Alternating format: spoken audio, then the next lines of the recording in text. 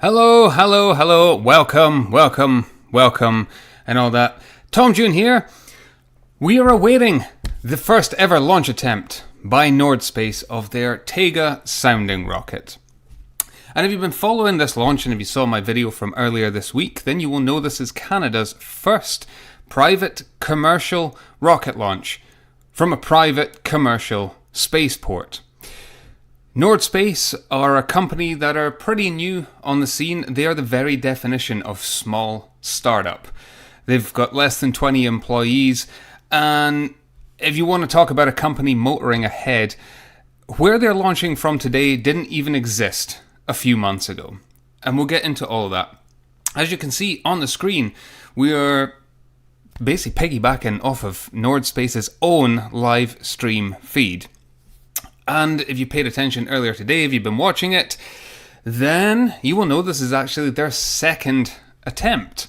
They tried earlier today, and yours truly was watching for around about 4.5, 5 hours, watching in the background.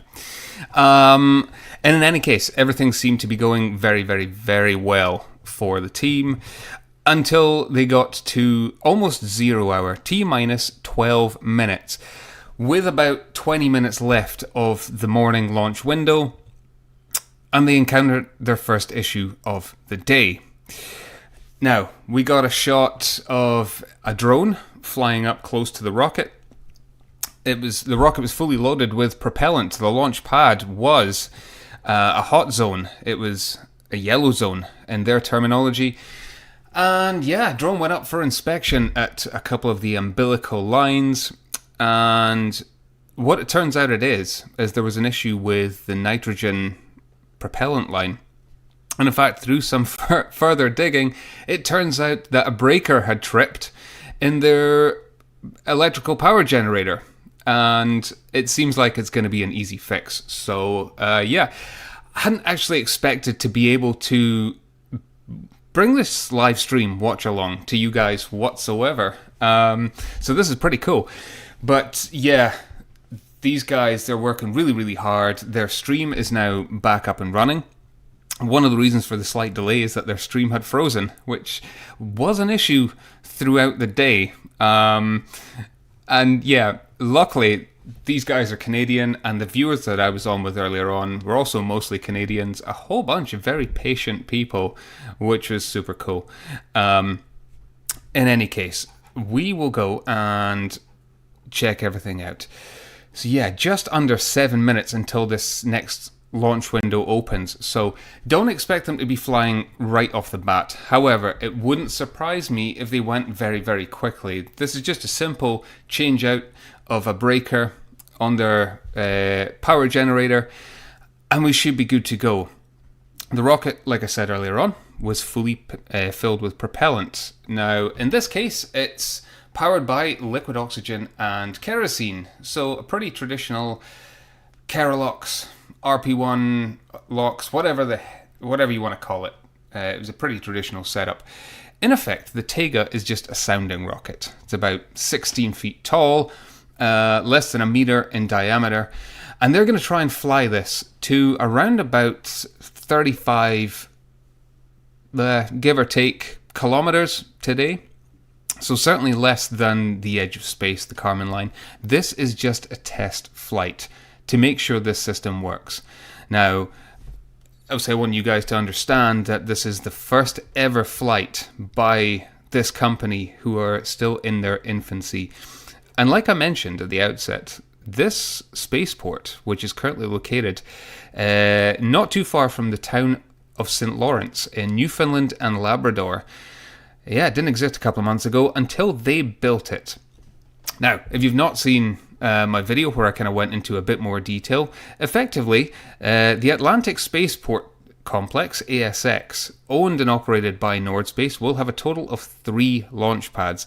Today, they're launching from Space Launch Complex number 2, or Slick 2, which is designed to host sounding rockets and military applications. So, more sounding rockets, but of the missile variety.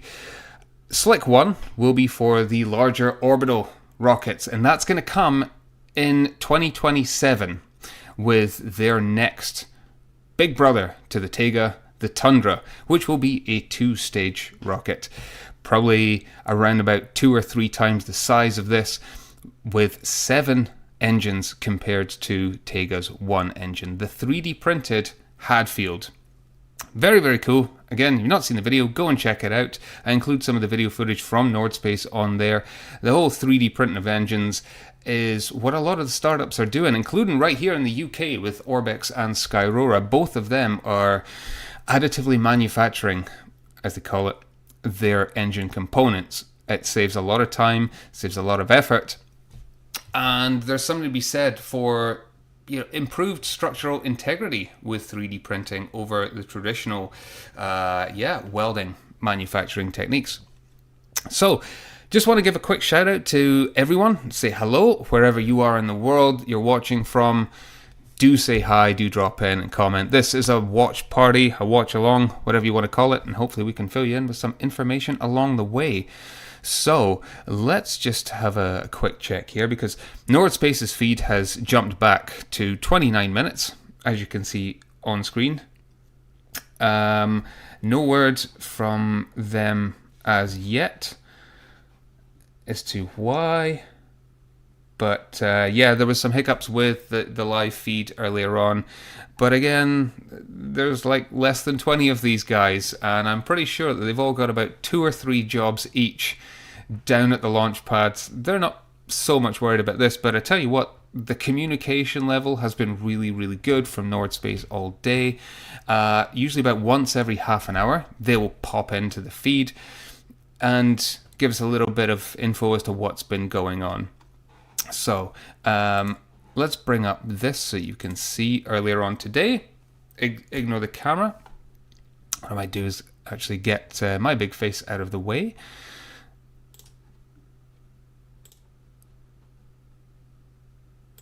And there you go. You can see it. So, they were going to launch earlier on this week initially. However, the after effects of Hurricane Erin pushed that back. And they determined, after a couple of days, that Thursday and Friday had the best opportunities for launch, with today, Friday, actually being the best. Now, all day, the weather in St. Lawrence has been absolutely beautiful. And hopefully we'll be able to bring you some live shots of that launch site there. It's fantastic. But yeah, you can see this here, August 29th, 11:45 Newfoundland time, which seems to be in a weird time zone of its own. The first flight attempt was scrubbed due to stuck nitrogen quick disconnect system. That system had actually been tested over 200 times, according to an earlier update from the team. So I think they were a bit baffled as to why the quick disconnect basically wasn't showing signs of actively releasing. We were that close to launch, but it turns out it was one of the breakers in the power generator that was causing issues there. So you can see there, next window, it opened at 1500 hours Newfoundland time. So around about 6 o'clock our time, give or take a little bit. So yeah, you can see that right now. Ignore Silky in the corner. Hey, didn't say the stream wouldn't be exciting. 50% off too. Fantastic. Mix of sun and clouds this afternoon. And if we look at the live weather view, Jim, maybe that was Erin as well. Who knows? So St. Lawrence is down here. And a little bit of cloud coverage, but not too much. And if we check out the wind, you can see it's only gusting about 9 miles an hour, which is a light breeze at best. So favorable weather conditions today, as it has been all day.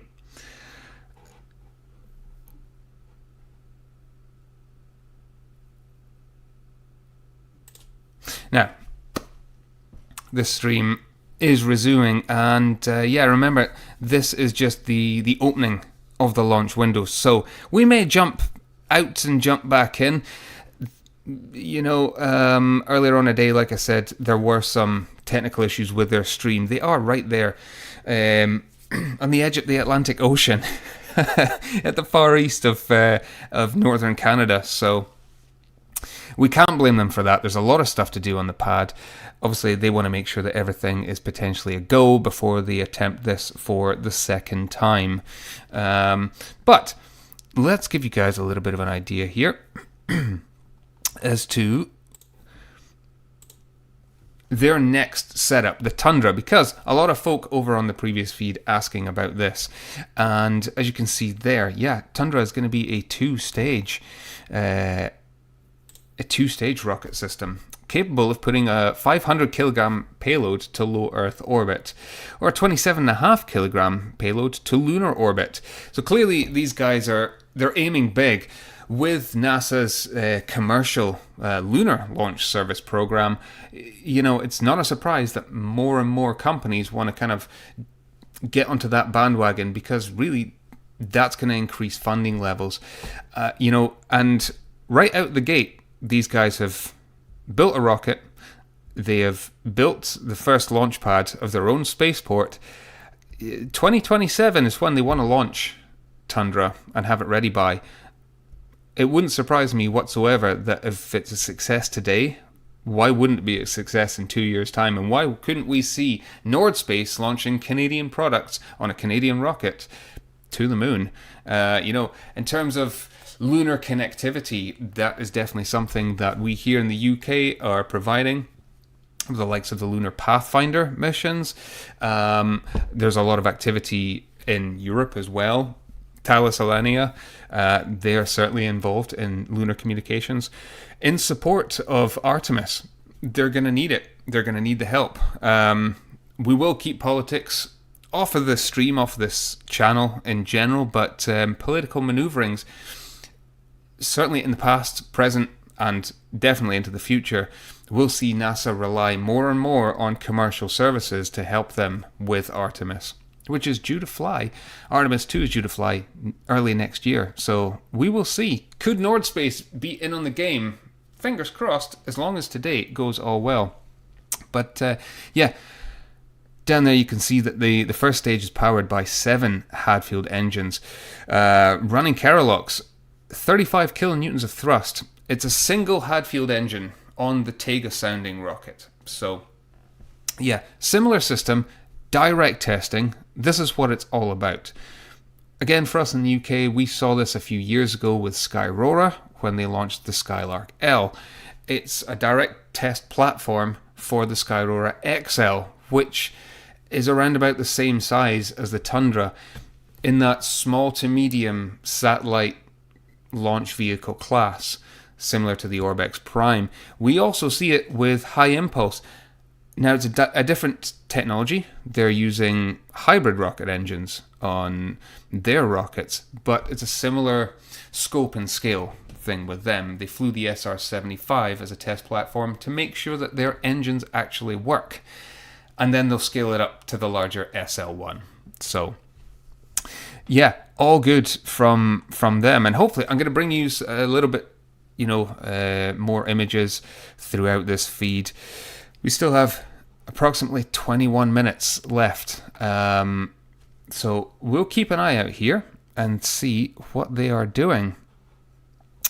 And my OBS has been somewhat tumultuous in the past half hour. So if things drop off the feeds, don't worry about it. It'll be fine. We'll just talk our way through it. It's all cool. Jim, was that some of the merchandise? No, this is the classic Black Arrow shirt that we have adorned. I've not streamed a rocket launch in about a year. It's crazy. The last one was the Ariane 6, the first flight of the Ariane 6. So I thought I would crack out this thing. And for anybody that doesn't know me, doesn't know this channel, or maybe watching this back, thinking, what the heck are you talking about? If you want to get your hands on some sweet, sweet British rocketry inspired merchandise, then head to tomjune.com and head to the shop section where you can find it all there. Speaking of website, and my mate Jim, who joins us on the stream as well, I want to give a massive shout out. as ever, to my amazing Patreon supporters.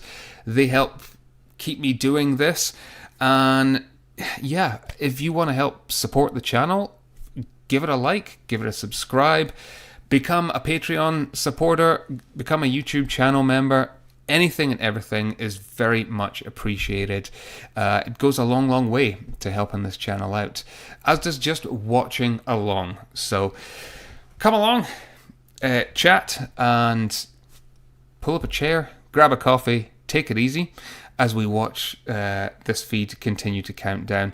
And just remember, this is until the opening of NordSpace's second launch window, not necessarily until time of launch. We've already been down about as far as 6 minutes, a resetting of the clock potentially. Weather's still looking fine down in St. Lawrence, so yeah, these last minute checks, they're all waking up from a well-earned nap. These guys were down at the launch site at 5 a.m. before the rest of the world were awake. They were doing their thing. They have taken this rocket around about 3,000 kilometers to get to the launch site here today. So it's a big, big undertaking. And yeah, you got to give massive props to this team. Again, a very, very small team, less than 20 employees in the whole of NordSpace, driven by clearly a very enthusiastic leader. And yeah, luckily they've got some money behind them. And they seem to have the support of the whole of Canada and a lot of the world. So, yeah, let's go into this now as I double check some of the other feeds just to make sure everything else is a-okay. As usual, these things are subject to everything. They are subject to the weather. They are subject to all the little parts of the rocket wanting to work, because yeah, they've taken that break. They've already been in the ascendancy.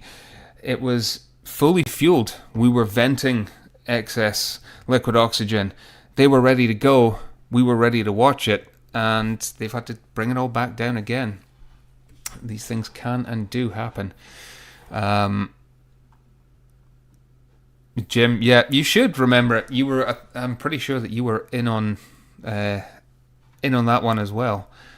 It was a good launch, the Ariane 6, my goodness. And if we get anything close to that today, just in terms of excitement levels, hey, this is what we're all here for. We're all here to watch rockets launch.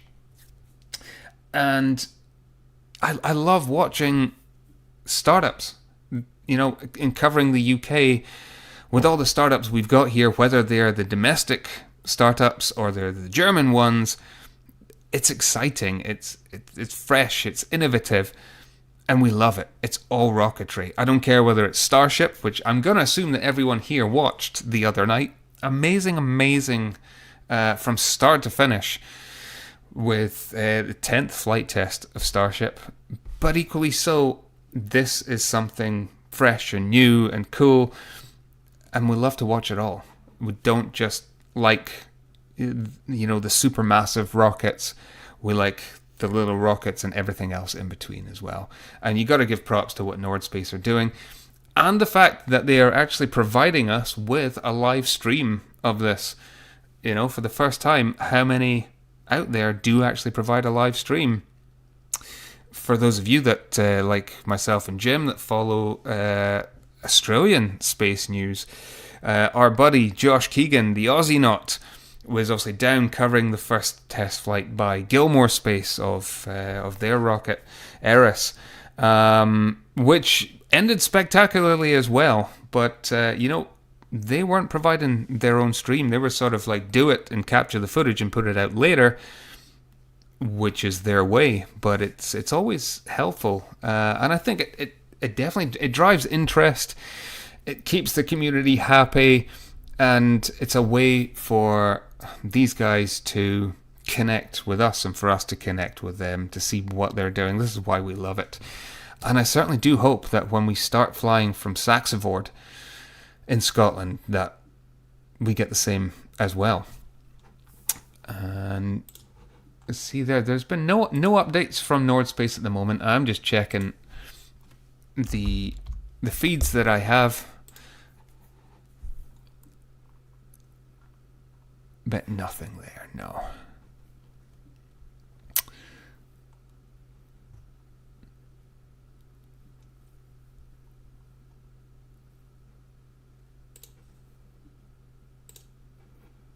Okay. Hey, Kathy.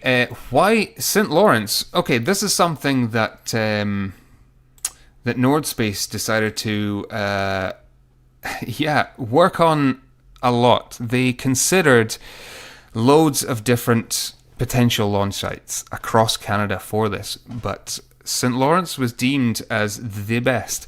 One, because of the availability of the land for them to actually build the spaceport that they're going for. And number two, and more crucially, because it sits at 46 degrees latitude, which opens it up to both polar, sun-synchronous, and equatorial orbits. So really, it's at the same degree of latitude as Russian spaceports. It's just a little bit further south than Saxavord in Scotland, and it provides them with the opportunity to, go into these different orbital inclinations, which, quite frankly, opens them up to more commercial opportunities. So, yeah, it was certainly something that they did their due diligence on, and it's a great launch site. So that is pretty much why they have chosen that site there.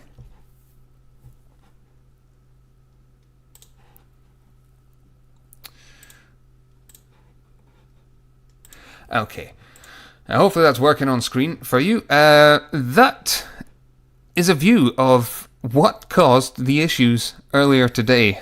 That little system there led to the scrub of the first launch attempt this morning for NordSpace. It's such a simple thing, but hey, again, with, in their case, thousands of parts that go into rocket systems, not just the rocket, but obviously the little launch mount that they've got, as well as the rest of the ground infrastructure. All it takes is one tiny little thing for it to go wrong, and all of a sudden, you're scrubbing instead of launching. And let's try and bring up a little bit more. So this is a view of the launch site from earlier today with the team working on the rocket while it was horizontal. It's great. You can see the views over the bay there. I see the simplicity of the launch pad. I keep saying this as far as Scotland goes, that all you need is effectively a slab of concrete and you're good to go. As far as this mobile launch tower that they've got as well, it doesn't take up very much space. It itself is about 20 feet long. So, yes, certainly this pad is less than the size of a swimming pool that you might find in a backyard in Florida. But, it was great views of them doing their thing, working on it. And this is what we were looking at earlier today. And this is what you can expect. And hopefully, about 17 minutes, you will get this view. And you could see there, I've chosen this image because in the red boxes, you can see that propellants loaded and launch pads secured were lit up. And this is basically where we got to, just shy of tanks fully pressurized, with about T-minus 12 minutes on the clock. And yeah, hopefully this next time we're going to see all 4 tabs lit up and ready to go. But I mean, again, for such a small company, they really have thought, like, what's going to work. These cameras are set up to provide them with additional data, which they're going to want to collect, obviously, from this launch. That is the main point and purpose of this launch, is so that they can get all the data and learn everything that they possibly can about their systems before they start working on Tundra. And they're bringing us these live views from all 3 cameras. So I think we're in for one heck of a show today. about 15 minutes or so until this next launch window opens.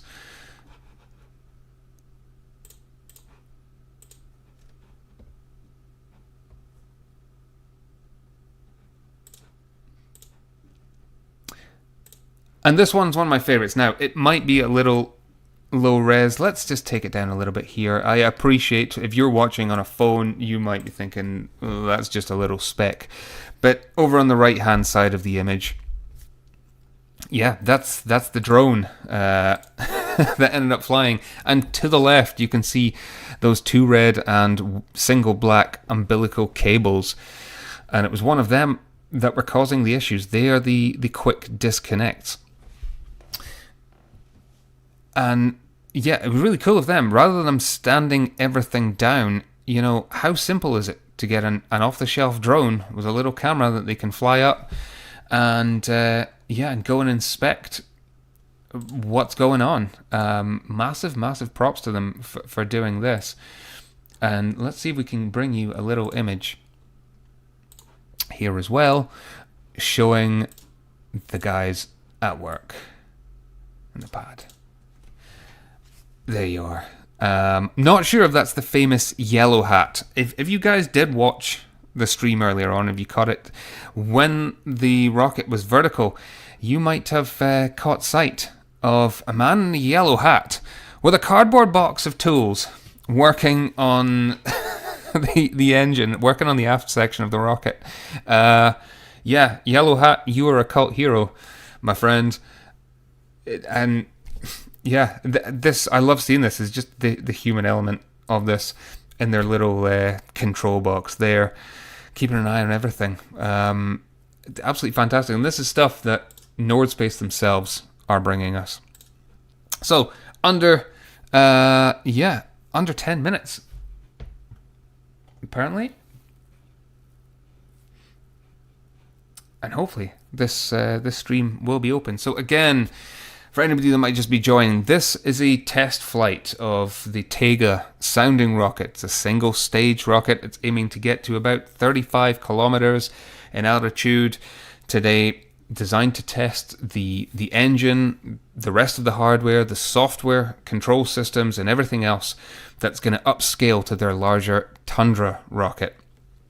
2-stage rocket that they have planned for completion by 2027. So yeah, I mean, this is, expect it when it launches to come flying out of the gate. This should go up fast. We're talking 0 to 60 in half a second. Yeah, powered by a single 35 kilonewton 3D printed Hadfield engine. I'm really excited for this. I really am. This is just cool, and it's watching development in action. And we can see here that this is the site of the Spaceport just outside St. Lawrence in Newfoundland. What an absolutely beautiful location for the Atlantic Spaceport complex. The good thing there as well, it was the site of an old lighthouse. So the roads were already in place. These guys, they just had to add a few additional floating roads, as well as the actual launch pad there. Right at the edge of that peninsula is just absolutely stunning views. I think they call it the Big Rock. And, I mean, you can see why. But as far as a location for a rocket launch party, can you think of anywhere better? You know, Mahia Peninsula in New Zealand, Rocket Lab's launch complex, it's stunning. And this is equally so. It's just a beautiful, beautiful part of the world. So, again, why was this chosen? Just look at it. Look at those views. But yeah, they have big plans for this. Again, 2 pads there. See roughly what it should look like in the future. Very, very simple. You know, we're not talking about, you know, thousands of tons of concrete being poured for, you know, crewed space flights. This is for medium-sized satellite launchers. And yeah, Andy, they can launch north or south because of their inclination over that peninsula. Let's bring up the map here. So St. John's, unfortunately, on this one is the only one that you can see. But right off the edge of this peninsula here, where the cursor is, it's right over the Atlantic Ocean. And further north, yeah, you're going over Greenland, but a lot of uninhabited, areas there with no populations. And you're kind of coming into the southern Atlantic over the equator. So yeah, in terms of equatorial orbits, they could also fly out over to the east as well. Slightly higher inclination, or dogleg it down to the south and put it exactly equatorial. This site, Saxavord, by the cursor, just by comparison, is here. And they can basically go north. And that's about it. Still great for polar inclinations. You see it sits higher. It's one of the highest launch pads in the world. And obviously over in Norway and Sweden, you have S-Range and Doya, which sit both above and below Saxavord. But yes, St. Lawrence is it's closer to, Florida down here. But it opens up a few more possibilities. Obviously from Florida, they can't fly directly north because they're flying over the mainland United States and Canada. But from here, yeah, it's less than densely populated areas in the launch corridor over Newfoundland. So really, as far as launch complexes across the world go, this is a very, very, very good choice. I can see it there, yeah. Inclinations provided from about 46 degrees to 100 degrees. Easy and efficient access to all orbits from equatorial to polar. And again, a very, very simple layout they've got here. And yeah, and this bit about the agreements with the United States, this is both for space launch systems as well as military applications. These guys, they're trying to cover it all.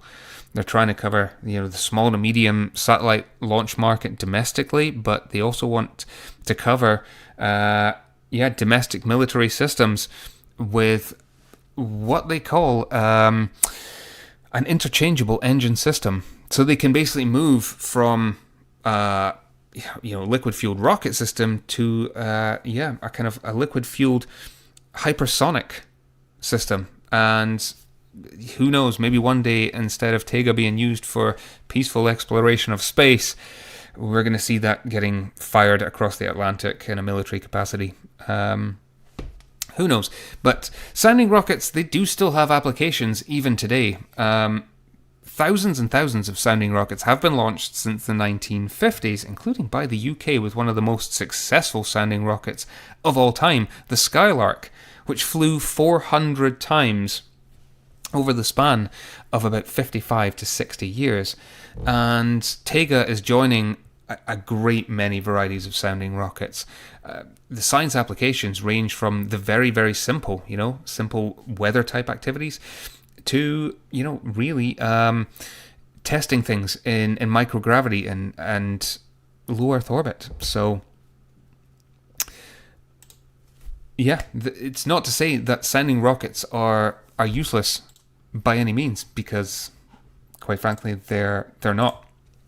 They certainly have their applications even today as they did back then. If you want to quickly go and check the weather, you can either use a weather balloon, or you send up a little CubeSat or some sensors aboard a sounding rocket, and it will easily get you to 100 kilometers.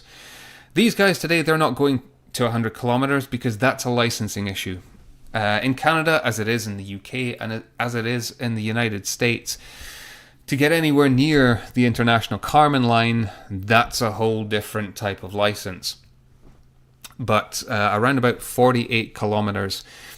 As we saw with the high impulse SR-75, anything below 48 kilometers is generally deemed okay, and you don't need a license to fly. Again, for us in the UK with Skyrora, who are planning another launch of their Skylark L.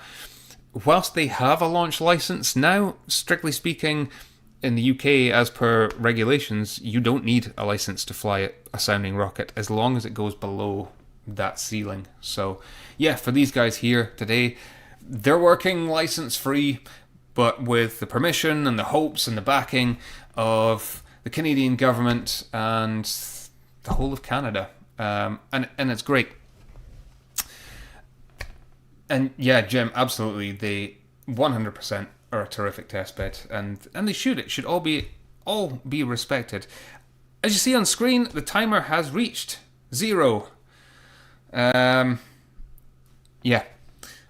Whether we actually get to see this in any second or now, we don't know.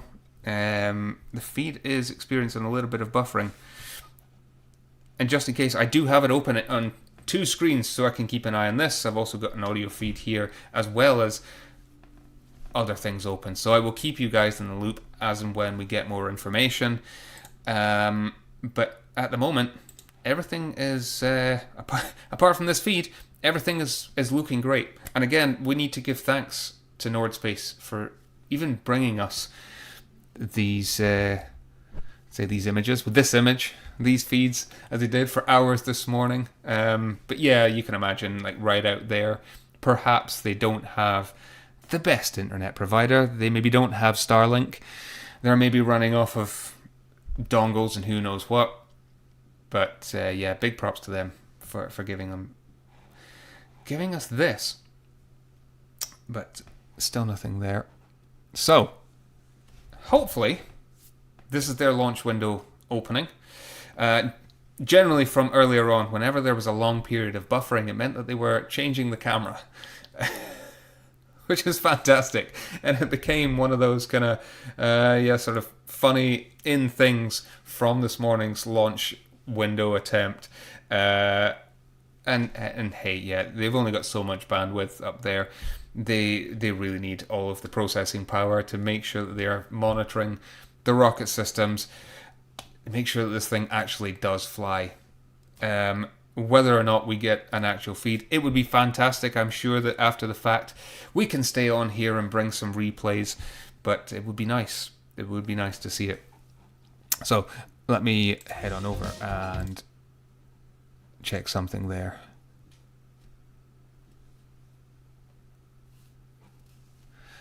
Matthew, thank you very much.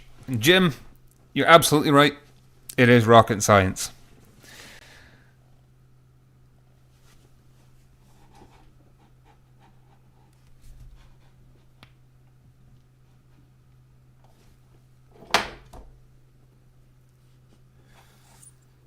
All right, guys, let me pause this for just a short moment while I go and check a couple of things. Obviously, if this feed does come back open, what I will leave you with, however, is a little look at this. So, give me a little minute. I will return. If you have any questions, feel free to add them into the chat. And again, thank you so much for joining in as we hopefully watch along with this, second window, first launch attempt by NordSpace of the Taiga rocket. Back in a minute.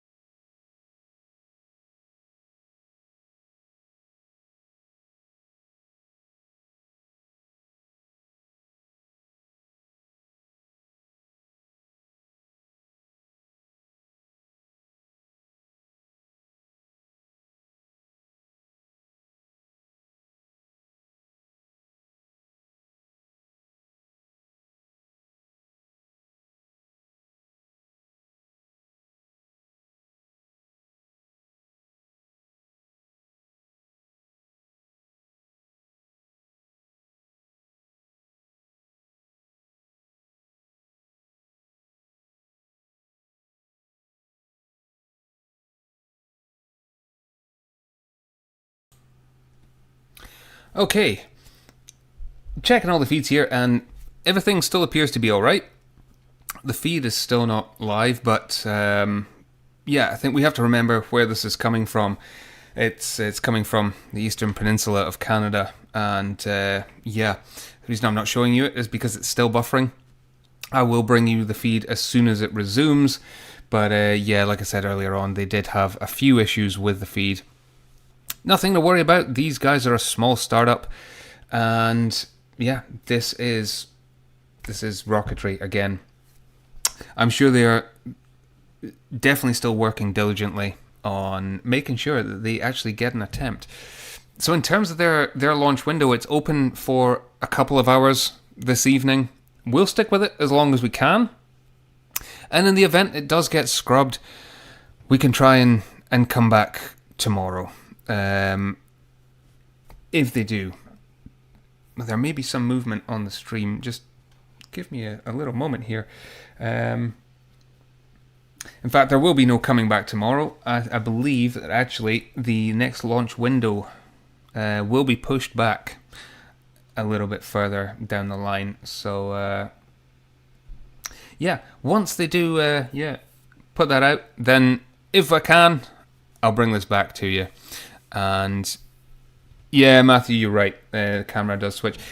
I said earlier, whenever you see the white circle of doom, it generally means that they're switching cameras. They had this earlier on when they were bringing us views of the peninsula itself, and there was a good crowd gathered up on top of one of the nearby hills, well, the cliff sides, and I believe we are back. You can see that.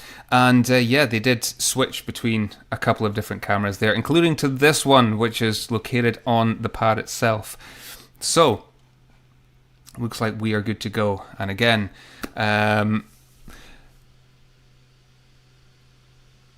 exactly, Luke. And where this is situated, you know, St. Lawrence is just a little bit down the road, and yeah, it's effectively just a fishing village, as we might get here in Scotland. I can imagine that it's the same up at Saxiford.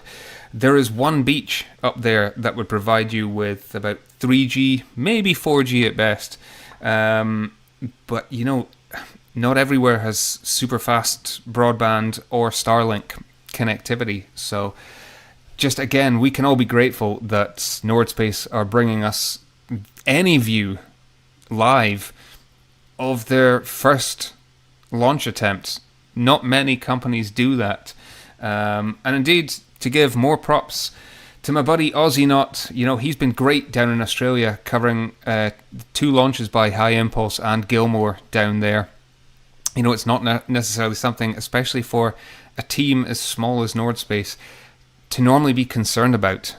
You know, they will place cameras so that they can inspect from a distance, as well as getting that cool ass footage for later on to show off in promotional videos, but also I'm sure to dissect, you know, as soon as this thing falls back and hits the ocean, which it should indeed. Now, something that was asked earlier on in NordSpace's own stream, why is the rocket not pointed straight up? Why is it at an angle?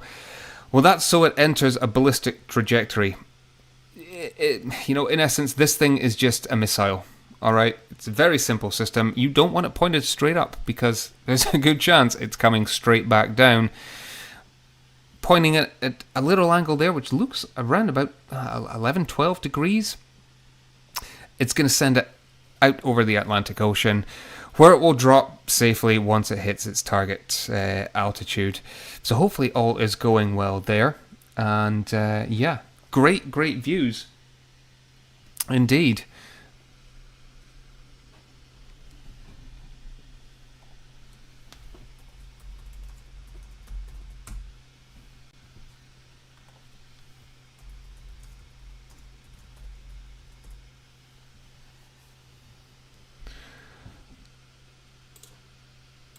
Let's see if we can sharpen up the feed a little bit for you guys here. And yes, again, we are just piggybacking off of their feed, but this is the only feed. It's a great feed, and in fact, I think this is better than it was earlier on today. You know, certainly there is Great view. But there it is.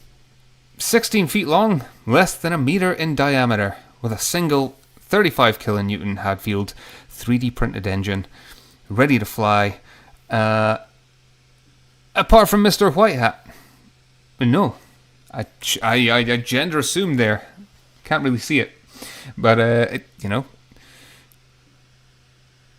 could be a man with a mullet. Who knows? Can't get a clear view. In any case, some final inspections there, no doubt. And as soon as they move out of the way, hopefully we will get one of those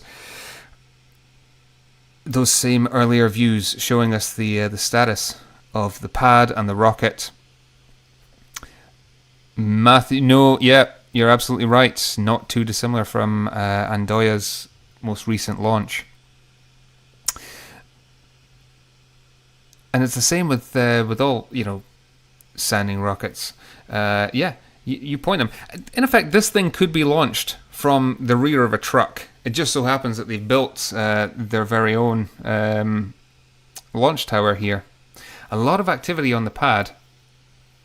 And certainly from earlier on, these cables, the hoist cables, they were detached. We were 12 minutes from launch. And hopefully that means that we are ideally getting close. Unless we get an update indicating that something else is going on, I will assume that they've taken it down. They put the rocket into safe mode earlier on, detanked the fuel. I imagine they lowered back into a horizontal position and have raised this thing back up. But you can see, looking at the flags on the left-hand side there, the winds certainly picked up a little bit more than they were earlier on today. And we'll just check the weather map here while I'm at it. About 9 miles an hour is blowing at. So certainly, it's not out of the realms of possibility that it can still launch. I'm not seeing any hoods blowing in the wind. I'm not seeing hats flying off. But there is a little bit. It's certainly something that they have to watch out for. This thing is a small system. And if the wind gusts get too high, then unfortunately they will be forced to scrub.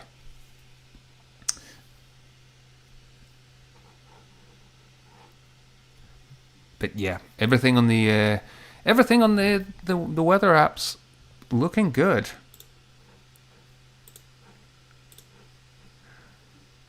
And in terms of cloud coverage as well, in terms of this radar, it's lightly cloudy. This is certainly not going to be a barrier to them flying the day. I'm not seeing any major weather fronts or storms coming in immediately. Off the coast of St. John's, it is looking a bit more cloudy out there.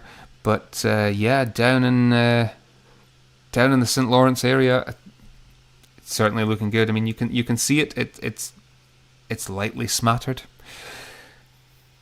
at best. And if I look out my window here from my home in Scotland, hey, that just looks like a regular day. Jim will know about this. If it ain't cloudy and you can see that yellow thing in the sky, I'm pretty sure that's a sign of the apocalypse or something. I don't know. It's definitely something alien.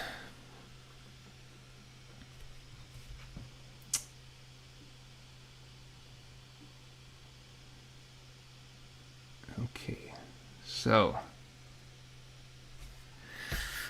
few comms from NordSpace. They are still looking good, getting closer to launch.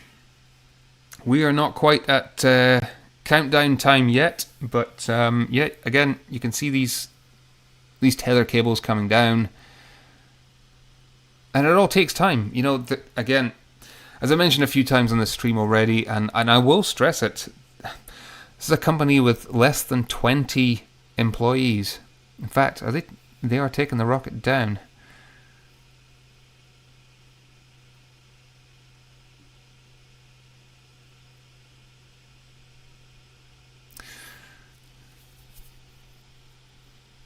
Okay. Now, from my point of view, it doesn't look like there's a nose cone attached.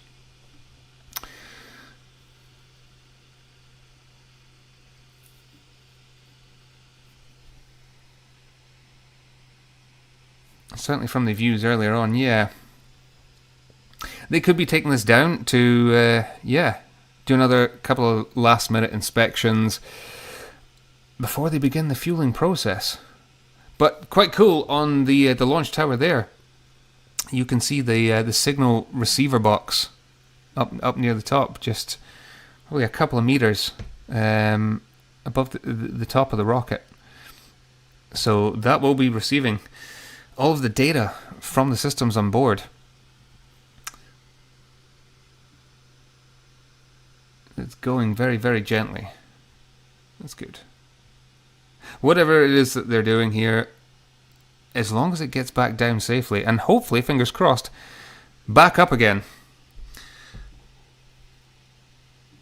I don't want to say there's a little blue pill that could potentially solve this issue, but they could always try that. In any case, yeah, nothing from NordSpace across the board to indicate that there are any problems. This is something that we, again, very similar to what we saw earlier on today. If they have put the rocket in safe mode, then there's likely things that they need to do before they can attempt a further launch.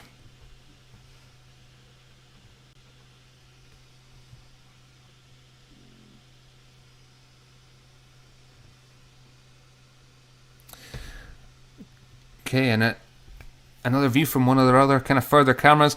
And this is cool. I like this view because you can see, the gas tanks on the left-hand side. That's the propellant tanks that will feed it with, nitrogen, liquid oxygen, and kerosene fuel.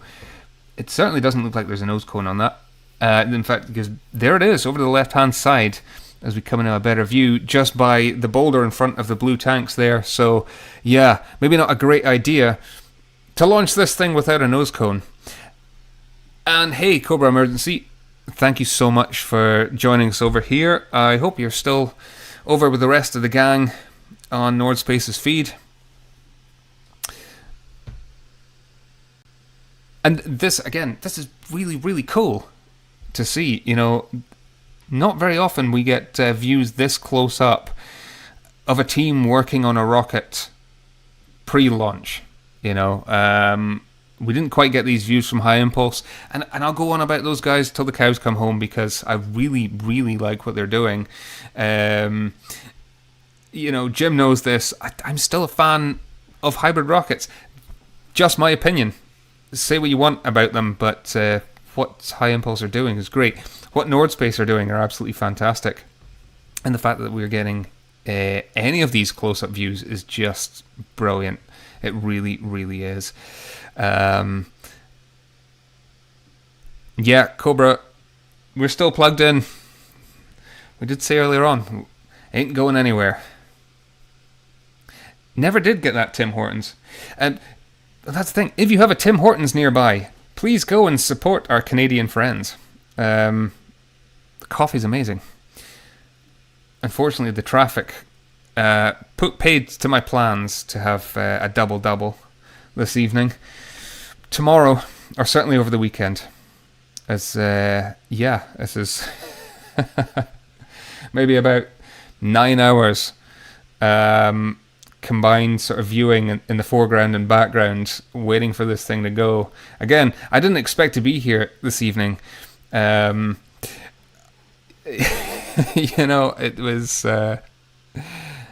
was great watching it earlier on and seeing all the activity. But yeah, I'm really pleased to be able to be here watching this with you guys. No, I don't think there are many Tims down in England. Somebody mentioned Leicester earlier on the NordSpace feed, but I don't know. For anybody watching, if you have a Tim Hortons nearby, do tell us where. Maybe we could make a map of Timmy's in the UK, road trip and visit them all in solidarity with our Canadian brothers and sisters. I will say, Timmy's waffle fries are They're absolutely banging. They're great. Down in Brum. Excellent. We're getting there. We go from the northeasts down to the Midlands.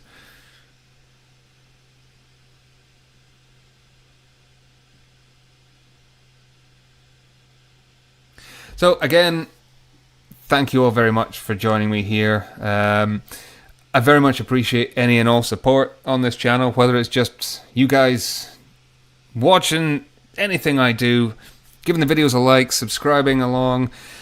If you want to join as a YouTube channel member or a Patreon supporter, then you can find the links in the description below. As you can tell, I'm not great at this whole self-promotion thing. I'm a fan of Rocketry. I try and bring the news and talk about rockets and spaceflight as much as possible. I am as much a fan as you guys are. And I'm just very, very happy to be here with you all. There is the buffering wheel of doom. Change of camera imminent, I'm sure. 30 or 40 minute drive from the closest Timmy's in St. Lawrence. Oh man. Do you know what? That's not too far. It's not where I used to live. It was about a 30-minute drive to the nearest, dare I say, McDonald's and KFC. Certainly, there was no immediate takeouts apart from fish and chips. But goodness, everywhere is a fish and chip shop. So 30 to 40 minutes isn't too bad. Not too bad at all.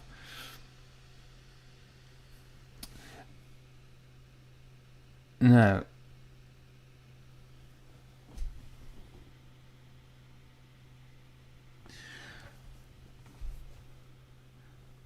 that is a new camera angle. We've not seen that earlier on the day. That looks like more gas tanks that are lifting off the back of that truck. I was worried. I don't know. You can call it out, guys. I was worried for a second that was the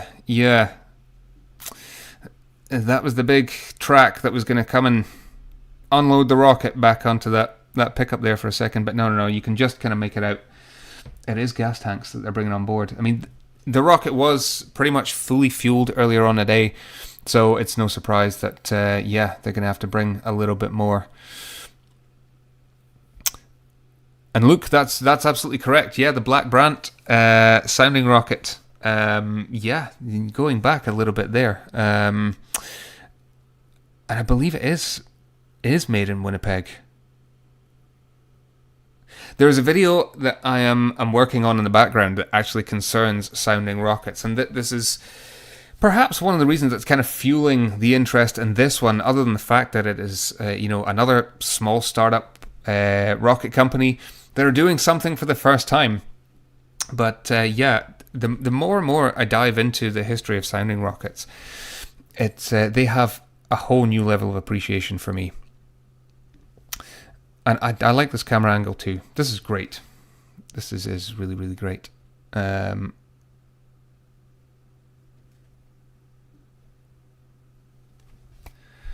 It's not very often that we get any kind of views like this showing behind the scenes of a rocket launch.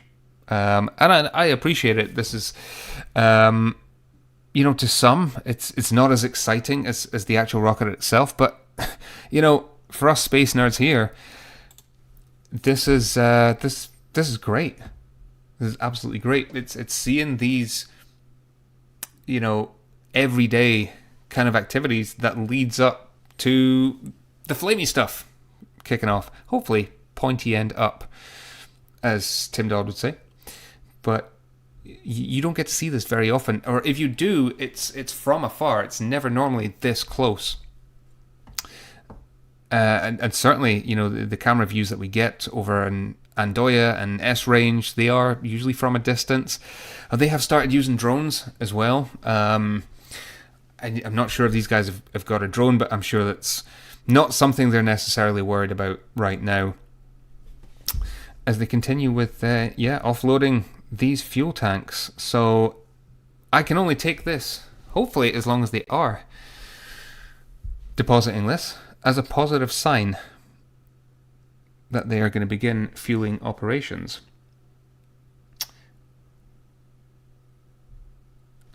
Okay. So let's have a little check here. Again, as I said, at the outset, this could be a longer one, and if we have to jump in and out, we can still leave you with these amazing views here. Certainly earlier on, it took a number of hours before they even started filling the rocket with fuel. Which again, general reminder, is a mixture of kerosene and liquid oxygen. A fairly standard RP1 configuration. So a very, very simple kind of operation that they've got here. In terms of rocketry. Standard fuels, but they do plan. This Hadfield engine that they've 3D printed, they have manufactured it in such a way that it should be able, because it's regeneratively cooled, it should be able to cope with everything from Kerolox to biopropellants, which most rocket companies, when you're this small, look to get into. Certainly in the UK, it's a big, big thing. Government are very much pushing for our rocket manufacturers to use biopropellants, and I can only speak for Orbex and Skyrora when it's kind of one of their mantras, green space, carbon neutral rocketry, and developing their own biofuels. And NordSpace, they themselves have plans to use biopropellant at some point in the future, but for the meantime, there's no point in messing with that stuff. Get the Kerolox in there and get this thing up in the sky, get the data, and you're off to a good start.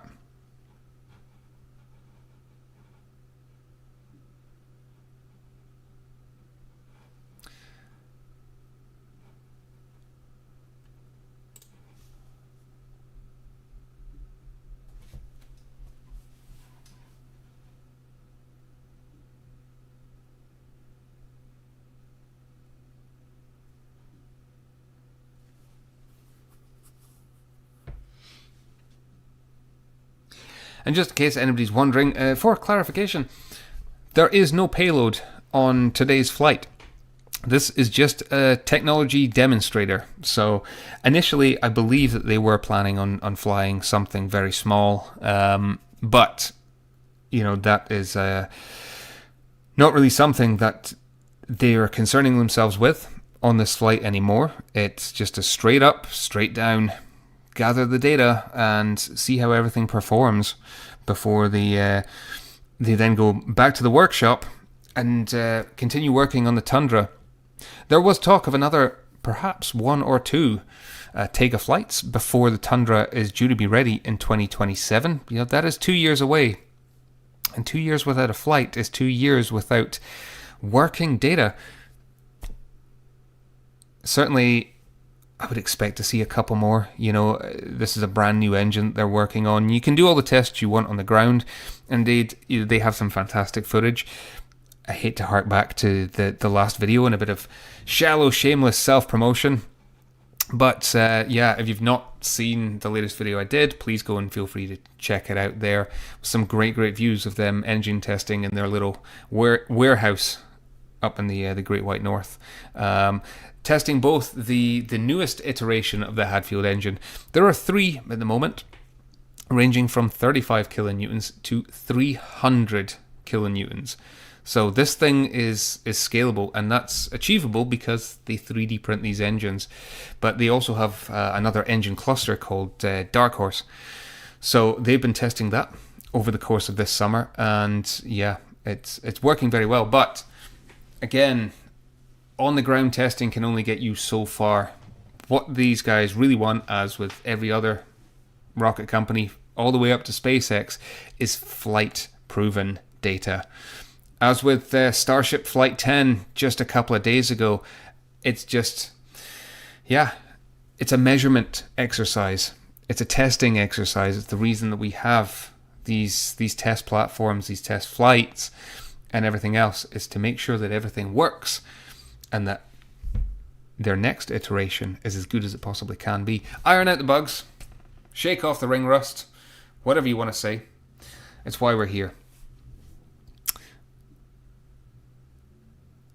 And AC, do you know what? This is exactly right. I find a lot of people online, a I don't want to use the term eco-warriors because I think that's disrespectful. But in any case, a lot of people worried about environmental impacts, but really this is something that will bring in jobs to a local economy. And I don't know the St. Lawrence area other than from, a couple thousand miles across the pond and doing my research, but in terms of industry, if we can directly compare that to where I am in Scotland, big fishing industry, historically, traditionally, that can sometimes dry up, whether it's through regulation, changes, or whether it's through population changes. What was once a traditional industry is no longer a sought-after career by different generations.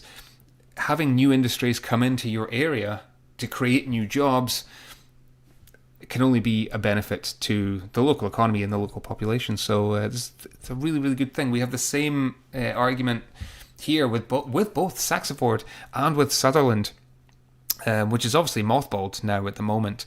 But in terms of speaking to the locals up in Sutherland, it's really trying to kind of drive home this message that, it's not a dirty thing to have new industry come in. The space industry will open up golden opportunities for many thousands of people.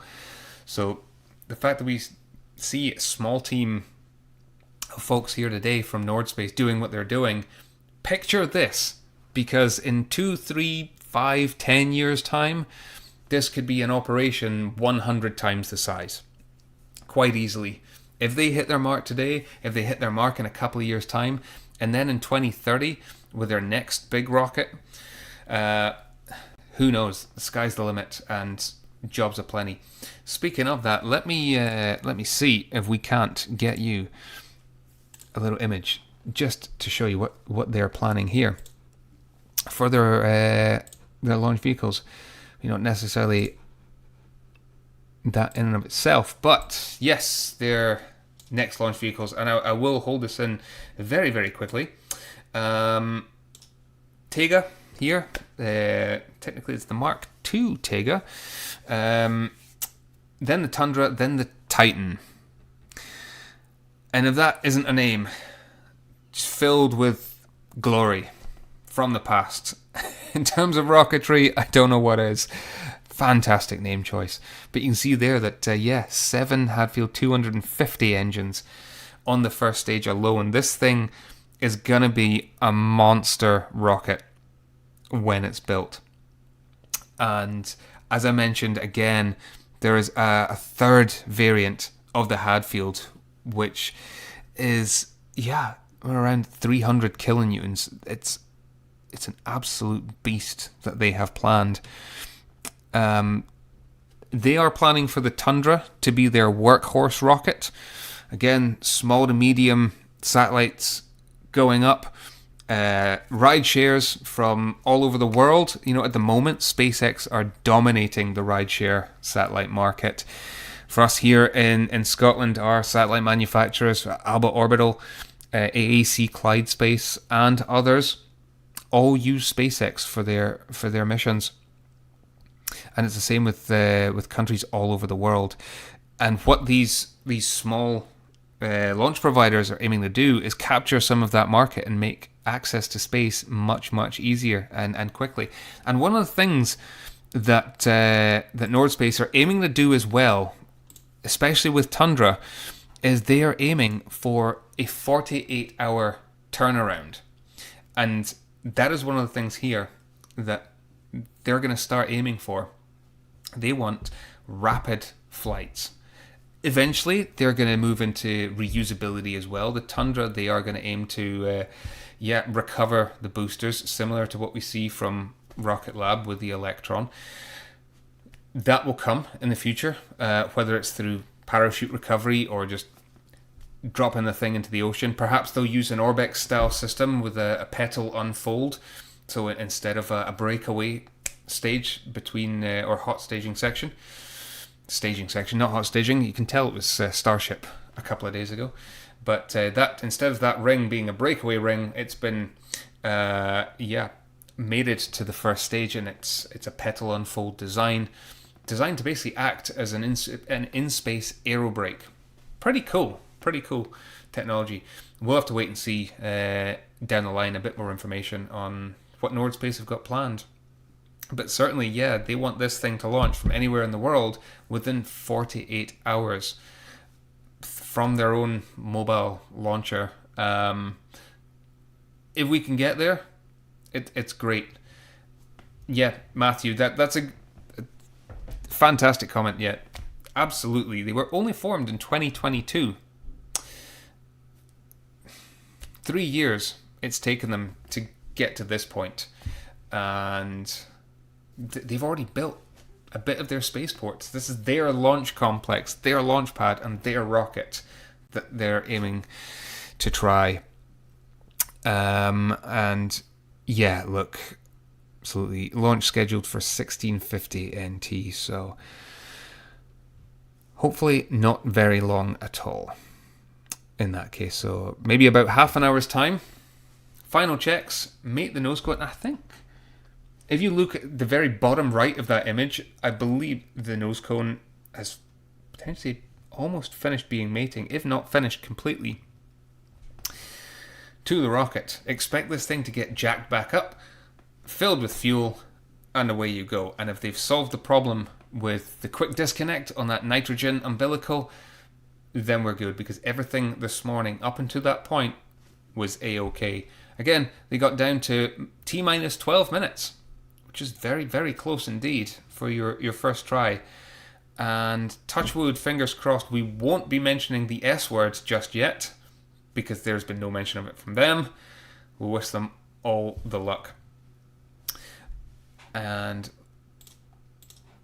yeah, we can see when you mention a little bit of fog, yeah, certainly in terms of the maps here, there is a bit of a front now coming in from the south.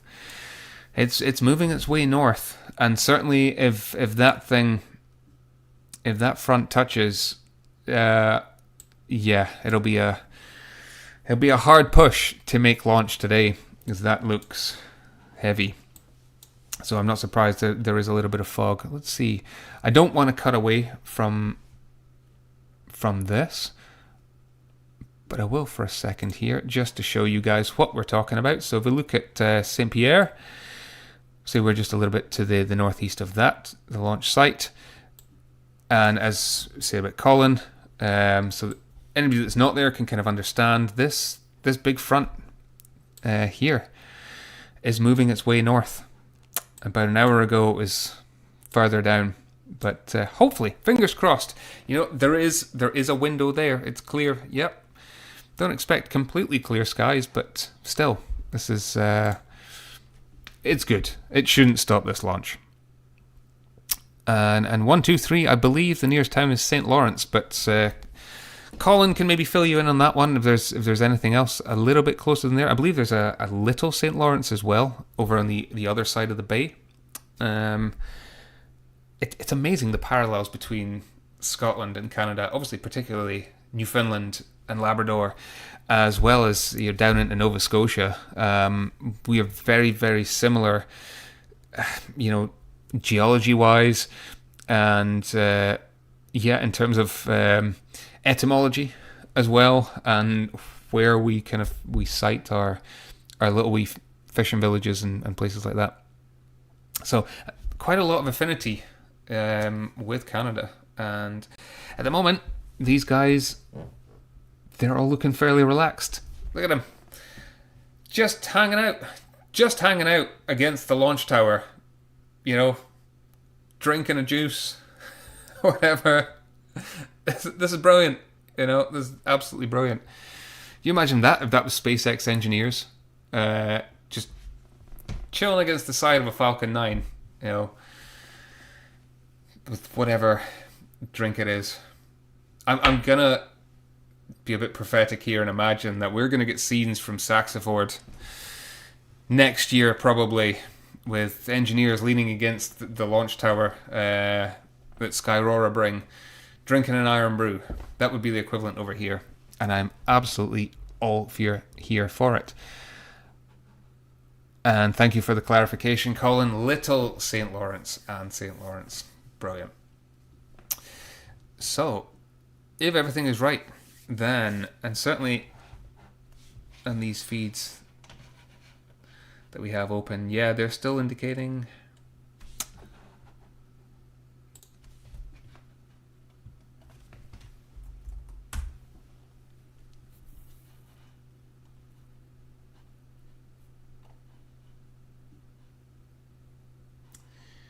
Yeah, they're still indicating 4:50 p.m. local time, which is not too far away.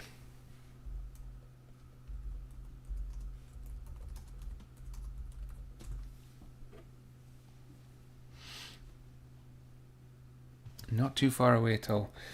And yeah, I should kind of rightly point out that 4:50 p.m. Newfoundland time is about the equivalent to 8:20 British summer time, so UK time. So yeah, just about 40 minutes or so to go. 43 minutes, and we can see this. So, if you're not already, get yourself a hot drink, tea, a coffee. If you're near a Tim Hortons, go and grab one of them.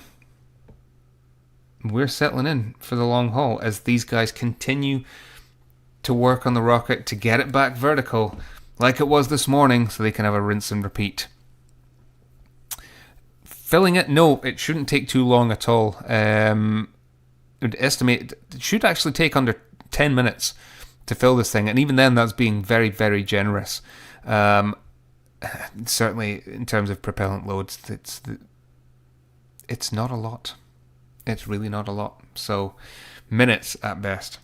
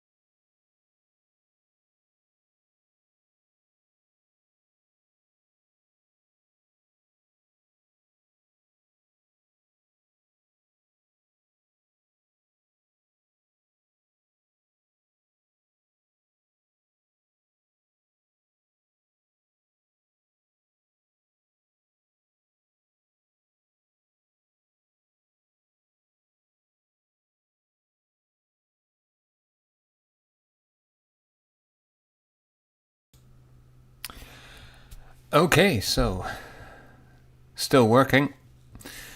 Just under 40 minutes now until the anticipated launch time. But remember that can get pushed back a little bit. The launch window, incidentally, closes at 7 p.m. local time. 7 p.m. So we have until around about 10:30 tonight, potentially, in terms of launch window left to see this thing fly today. That is plenty of time to watch it go. Absolutely plenty of time. Pretty long launch windows. And earlier on, their initial timing on their website suggested that the launch window closed at 11 a.m. local time, but it was noon. And yeah, probably similar here. So stick with it. Keep on keeping on. These guys work to get this thing back in vertical. Still a lot to do earlier on. You know, it's not just a case of switching this thing off, turning it back on a few hours later, and going. You know, it was filled with fuel. That all has to be detanked. The rocket had to be made completely safe while they investigated the problem from earlier on, which again, stemmed initially from that nitrogen quick disconnect, and turned out it was just a simple breaker switch. But deeper into that, they're going to need to kind of work back through the system and make sure it hasn't affected other components of this. But as they clear away everything else at the launch site, I would anticipate that this is good to go. Certainly, there's no indications over on the feed from NordSpace that they're encountering further problems. So let's hope in just over half an hour this thing is back, vertical, filled with fuel, and good to go.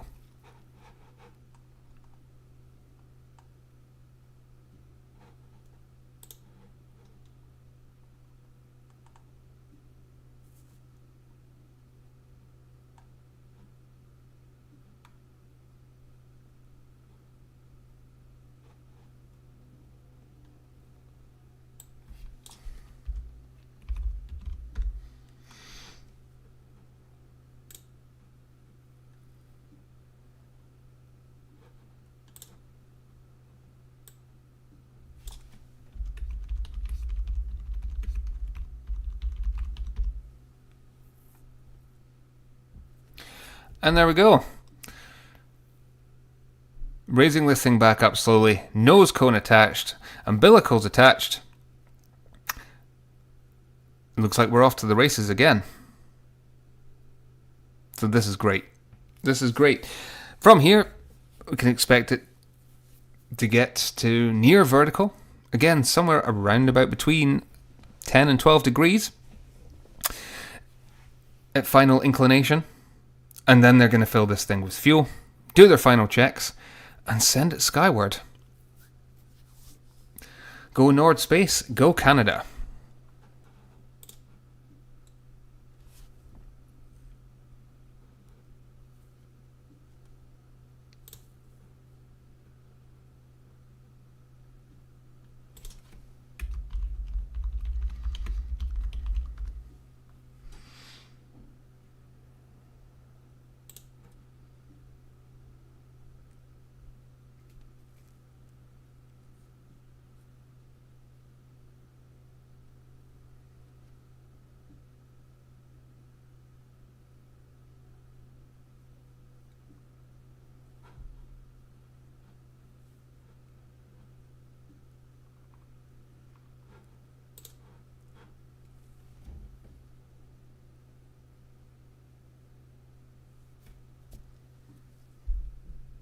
Again, this is a really great site, guys. I can't say this enough. Look how close that camera is. Very rarely do you see this. I think we've all been spoiled by SpaceX. I think we can all agree in terms of their views and what we got the other day and what we've had for a number of years now through the development of Falcon 9. is some amazing views from those guys. You don't expect it from a company this small. So the fact that we're getting it here today is nothing short of astounding, and we show our appreciation every single time. Just about there.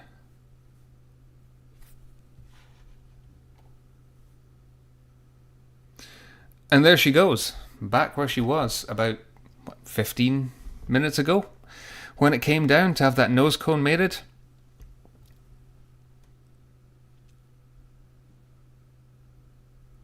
And what we can expect to see, what we saw earlier on, is probably a slightly different camera view. We'll get the change of feed from them, indicating that propellant load is underway. We'll get an idea of when that's been complete, when the launch pad has been made safe, and when we are good to go. So we reckon just over half an hour, about 33 minutes from now, is when we're expecting this thing to launch.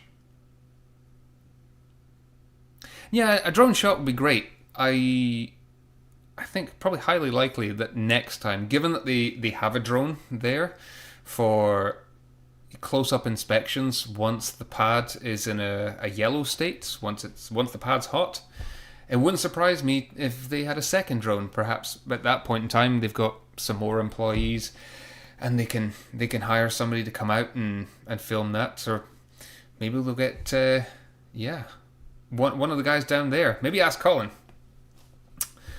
You know, if you happened, I don't know. Did you go to the barbecue earlier on? Apparently, they had a barbecue, and for this launch, it wouldn't surprise me if we get views post launch. But certainly in terms of live feed, not a concern for today. Next time. Yeah. Could be a goer. But this is great. This is great watching them work.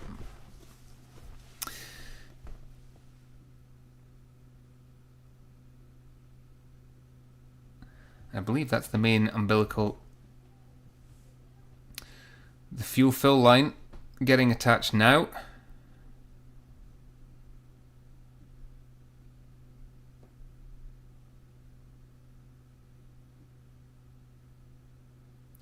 The tethers are reattached as well. This is looking good. This is looking good. A bit more fog in the area. But you know what? As long as that fog isn't too dense, it won't cause a problem for this rocket. And as long as there's as long as that precipitation that's higher up doesn't come down towards the launch pads too much, I think there's still a really good chance of seeing this fly today. So we'll keep an eye on the actual wind speed, what we've got. Not much difference. Still about 9 miles an hour, so it's staying pretty steady at the moment.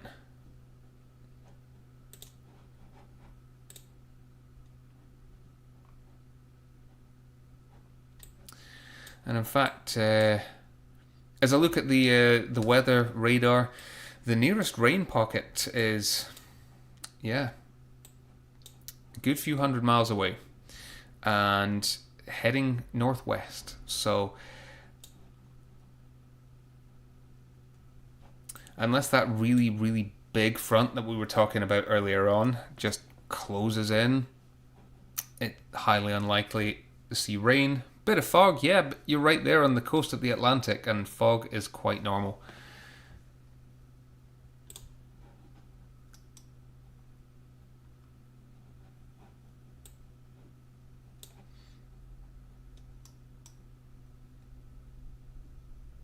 So everything still looking good.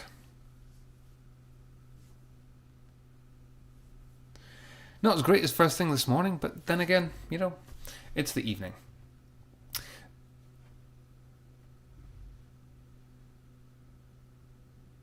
LTP, how you doing? Good to have you on board. And thanks again to everybody that's joining in here. Loving all your comments. Again, I suppose, as a YouTuber, I should say. Like, comment, subscribe, do all that good stuff. What I'll do.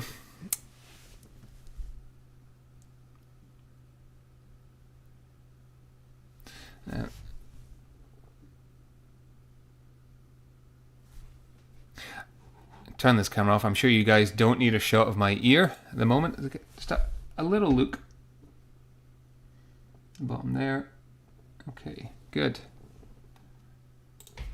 We're looking great. We really are. I think we just have to remember, if there's anybody joining in for the first time, this is a test flight. Above and beyond anything else, this is the first time these guys have ever attempted to launch something. And as they've said many, many times over on their own social channels, they have a 70-page manual of procedures that they have to work through before this thing gets lit and we see the flamey stuff coming out, hopefully in the right orientation.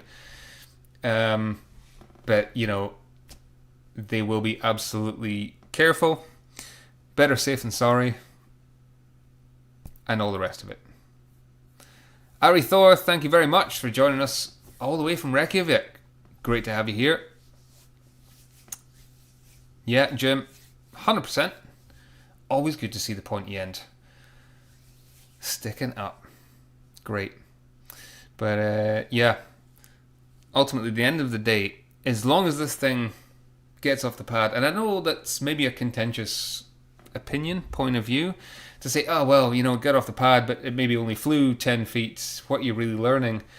They've still learned how to launch. They got all the way through countdown, light the engine, and send it skyward.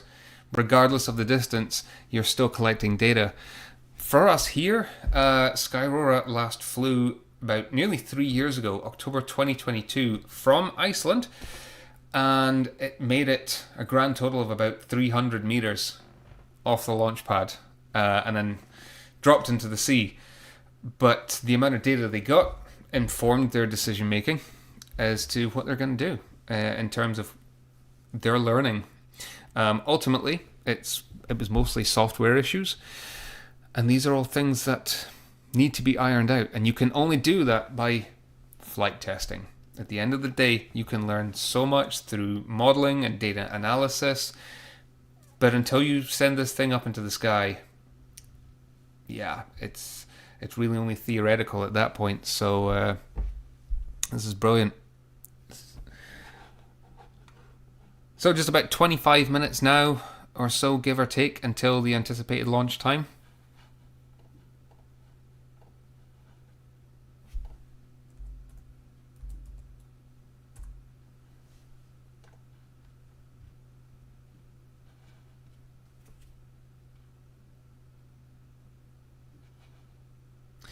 And remember here, this launch window has actually only been open for a little while now. And we start the stream about 6:30, so about 90 minutes. This morning, yeah, we were on there for a good a good number of hours.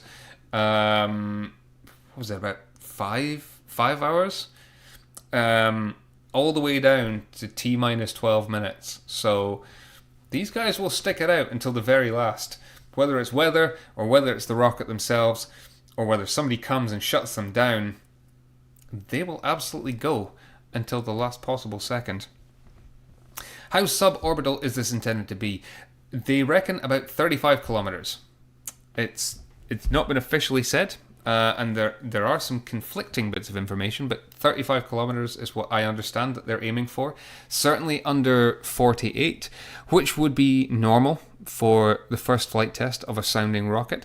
Anything above 48 kilometers, and you, generally speaking, anywhere in the world will need a license to go above that, because then above that you're getting into Kármán line territory. Yeah, this is just effectively a ballistic flight test. With a short trajectory, it will head up to 35 kilometers and drop back down into the Atlantic Ocean. No recovery of this vehicle is anticipated, but yeah, they're going to learn everything that they possibly can from this flight test through the data instruments on board, through the sensor packages that they have. You saw it earlier on, the guys working away in their little launch complex at the site. They're monitoring this thing every step of the way, so it's going to be great. And again, us in Europe and you guys in Canada, we are no strangers to sounding rockets. We all like the big things, but seeing a brand new company launching for the very first time, I'd say we don't get it very often. But actually, over the next couple of years, there are so many, launch providers that we're going to see doing this. We saw it in Spain with the Miura 1.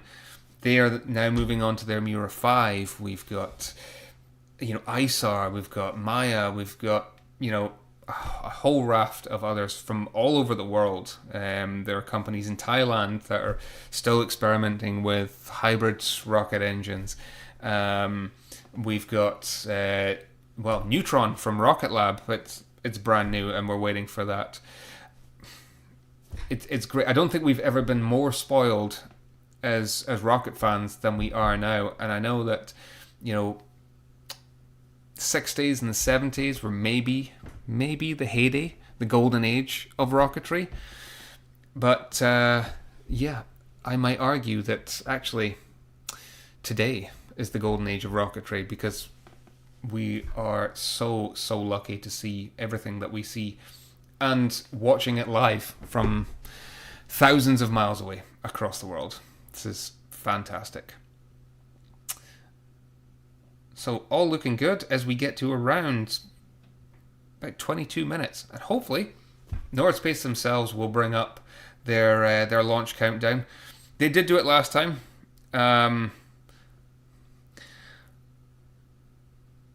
Didn't work so well. But again, we're not really bothered. We will see it launch when it's launched. I've said it 1,000 times now. We're incredibly lucky for these guys to even bring us a stream, let alone have absolutely everything work. They set up the cameras, they press the record button, the big red button, and away they go. They are concerned with getting this thing into the sky.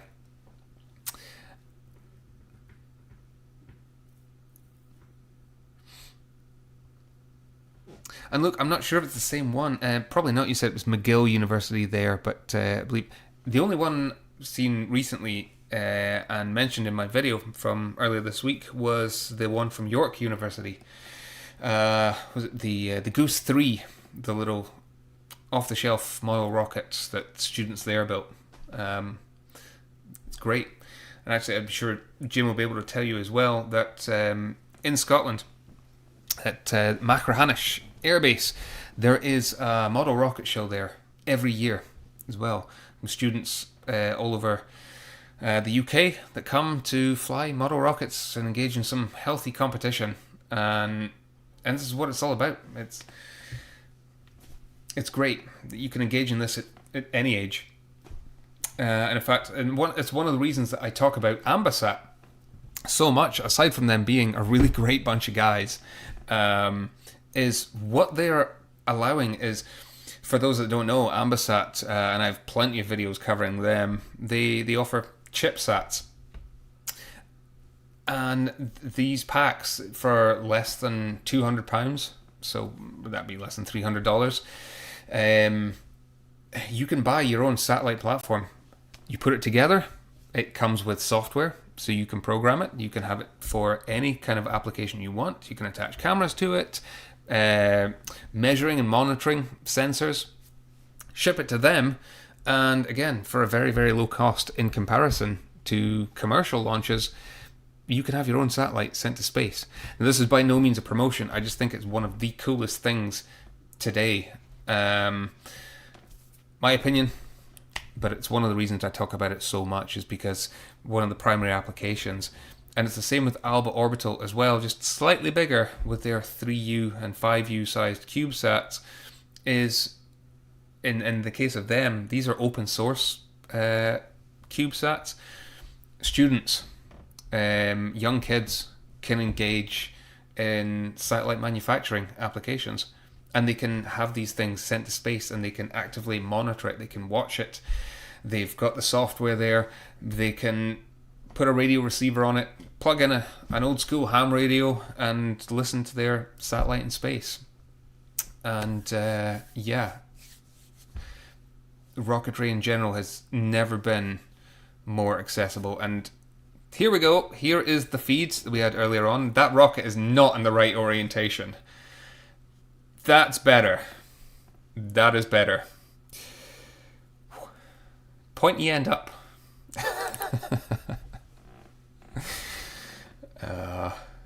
They're trolling. Do you know what, this space, for a few of us here that were on the NordSpace feed earlier on, with a few trolls on there. Children, go to bed. Yeah. It's about time they trolled us back, isn't it? Great. So, expect that countdown clock to be reset. Moment in time. Local time is currently just after 4:30, so 18 minutes or so, just under 20 minutes, and hopefully we're going live. And the old 59:59 countdown timer from earlier on. Don't necessarily believe that until that countdown timer starts moving. Don't leave it. Andy, yep, pretty much. Under $1,000, send your own satellite to space. I'm lucky enough that the good folks at Ambasat did provide me with an Ambasat satellite kit. I have one here. It's absolutely amazing. So one day, the Tom June Sat-1 could be making its way to space.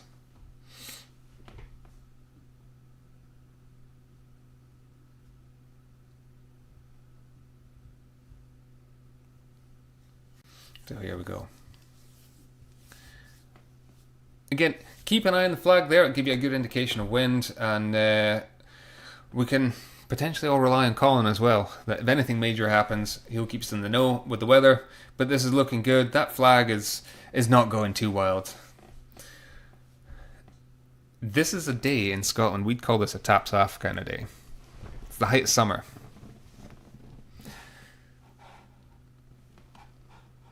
Yeah, all looking great. I particularly love that, again, get my face out of the way. I particularly love that bottom right view showing us the engine. We are going to get some fantastic shots once this thing lights up and takes to the sky.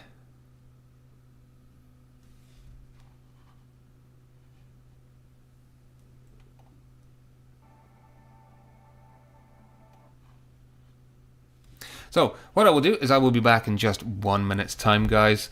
I will leave you with these incredible views here. And, yeah, the next stage that we can expect is propellants to be loaded onto this candle. From there, launch pad will be secured. There'll be no further action. Potentially we're going to see some more drone flights around it. I'm still intrigued to see if that's part of their standard operating procedure, or if that's just something that they did that was reactionary, obviously to the umbilical fault from earlier on. But yeah, pretty cool if that's built in operationally. Again, most of the companies out there certainly have drones for inspection purposes. It just makes sense from a safety point of view. And then we can move on towards tanks being fully pressurized and ready to go. Those umbilicals can then be released and this thing can light into the sky. Whether that fog will clear or not, we don't know. But certainly in terms of the weather map, there are a couple of breaks in the clouds coming up. In fact, just before we take a quick break, you can see this here as we currently stand right in the corner. As we highlight St. Pierre, if you look to the right of that, in that general area is where you're looking for a couple of breaks in that fog. So, fingers crossed, we're going to see this thing light up. But at the very, very least, we have some amazing views that we are being treated for here today. And yes, Colin, indeed. Especially if they don't move those pallets and cardboard boxes that they had kicking around earlier on. Let's wait and see. In any case, guys, thank you ever so much for joining in. If you're new to the channel, don't forget to give it a like, subscribe. If you want to stay up to date with space news, it's not just the UK that I cover. I do branch out into other things, including some documentary work and others as well. So I very much appreciate you being here with me for this watch along. All rockets are cool rockets. Let's get this flamey stuff lit.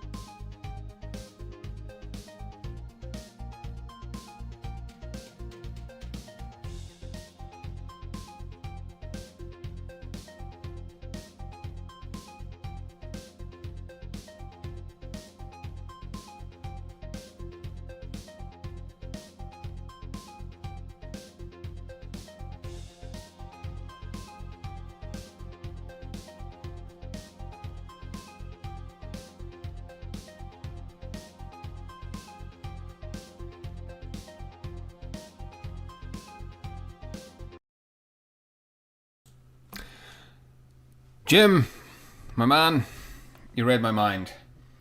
It's coffee time at Tom June HQ. It's not Timmy's.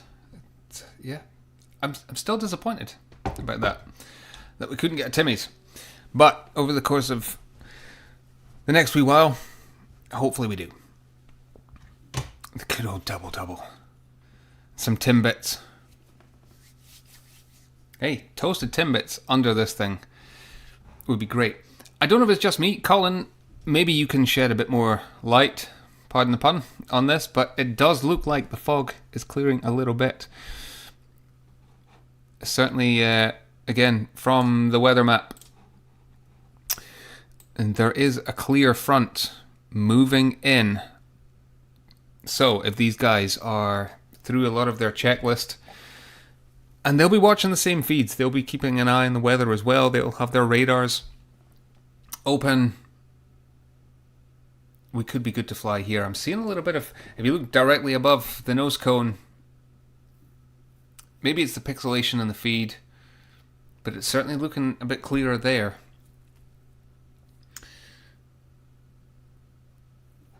Perhaps what we need is just a touch more wind. It's still about 9 miles an hour. The radar map is showing. And again, but yeah, no rain. Temperatures of about 18 degrees down there. Feels like a nice day. But yeah, certainly say that countdown timer, I do expect it to move if that fog clears. We can expect propellants to be fully loaded, but a couple of guys down on the pad there. It's been a very, very long day for them. From about 5 o'clock this morning to now.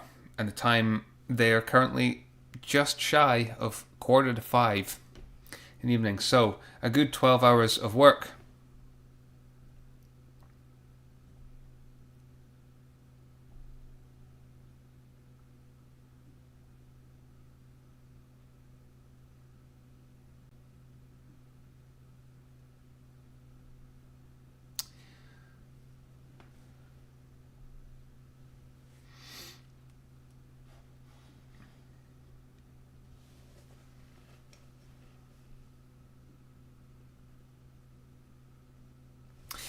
Now this is quite interesting, actually. I'm getting a comment. I'm not sure if Jim, if you're on this feed, it's Jim Geddes. It is not my Jim. Yeah, cool comment here from Jim Geddes over on the video that I did, actually indicating that. We mentioned before, this is, not the only spaceport that's planned for Canada. There's maritime launch services down in Nova Scotia. But certainly from a local's perspective, indicating that there actually hasn't been any construction on the site, certainly this year. And it looks like really very little over the course of the last 2 years. And this is interesting because MLS is much older than NordSpace. MLS actually had a contract with Skyrora of Scotland for them to provide rockets to fly their payloads from their launch site. It's something I talked about a couple of years ago on this channel, that Skyrora and Nova Scotia entered into a memorandum of understanding. Maybe we just call it a memorandum from now on. That's going to be my thing. But in any case, the Memorandum of Understanding was signed between Skyrora and MLS to launch Skylarks and Skyrora XLs from the site. But interesting to see that not much has been done, and it kind of concurs in doing my research as I try to do for all the videos I have on this channel. Not very much at all. And really, the most surprising thing is, for a company that's only a couple of years old in NordSpace, the amount of information that they have out there, man, is fantastic for folk like me, for as has been described, amateurs or hobbyists, whatever the hell you want to call me, content creator, I don't really care. I'm a space nerd, I'm a rocket fan, and I like to talk about it on this little corner of the internet. In any case, NordSpace, through their social channels, through their websites, through their communications with the mainstream media, and through other media channels, has been nothing short of astounding for a company of this age. Now, I talk a lot about Skyrora and Orbex, indeed, who are both based in Scotland. And Skyrora are really good. They do have a tendency to go quiet, but when they come back out, they give us some amazing footage. Orbex, on the other hand, are a bit more secretive. Their original CEO, their founder, was ex-military, and that was just ingrained into the company. It's their way. It's more of an old school, well, we'll do everything behind the scenes, and you can just wait and find out, and when things are ready, they'll be ready. You know, I respect it. I do wish we would get a bit more, but that's the way they work. NordSpace are going SpaceX style, just opening everything up. You may have seen it earlier through their social channels during this week, inviting people to come down. They put on, you know, a barbecue as well for folks down there. They held a pre-flight test on Wednesday, a wet dress rehearsal. And yeah, they are really, really keen to get people to come and watch this, and it's great. You know, it almost seems rare. Let's see what we're doing. Come and have a look at this. This is spaceflight. It's rocketry. It's awesome. You'll have a great time, and that's what it should be. But in terms of the information that we have, not everything is publicly available. You know, they will have proprietary technology on this rocket as well as their Tundra. They don't want to give away all their secrets through technical documentation. Really, it's a lack of licensing information, but at the moment they're running without a license because they don't need a license to fly this rocket below 48 kilometers altitude.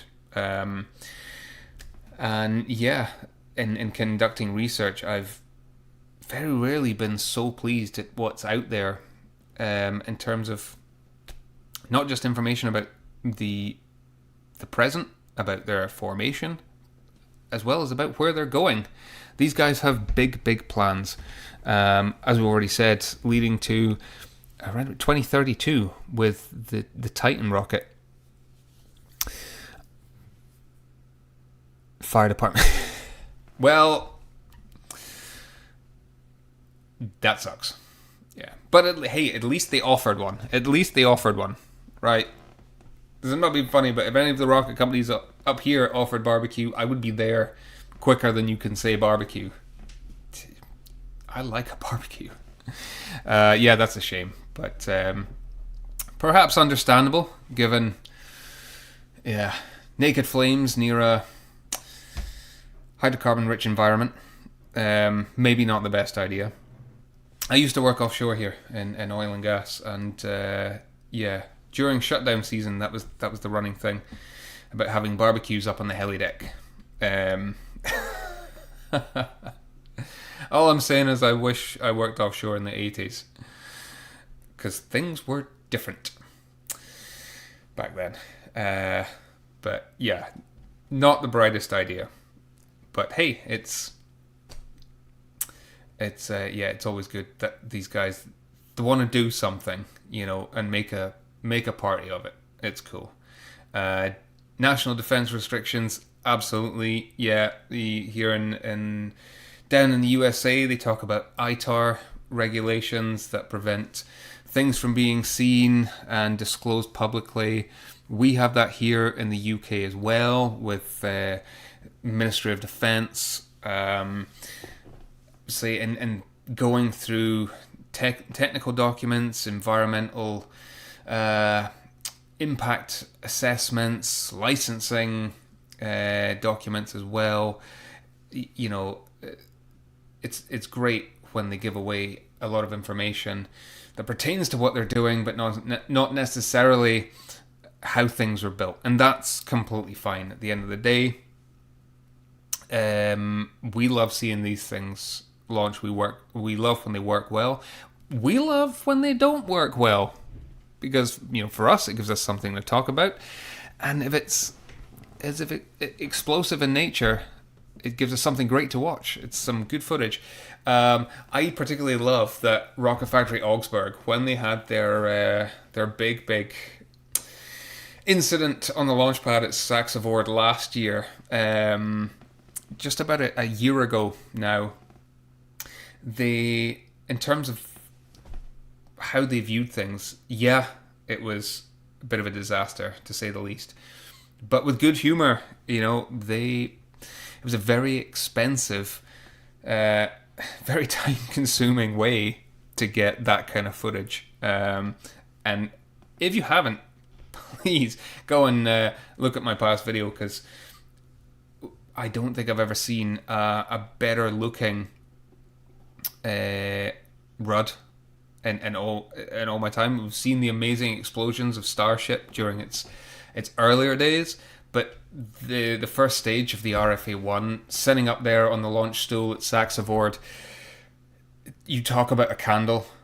It was just an inferno, and how it fell off the launch pad as well. I mean, that was crazy. It was, if it had fallen any other way, it would have caused so much damage to that launch pad that there's no way they'd be looking at potentially getting its replacement back up there later on this year, or early next year. Absolutely no way. But yeah, again, we got some amazing views, and volunteer fire department. Yeah, completely understandable there. Hopefully not a whale oil lamp anymore. Yeah, that would put paid to your plans. And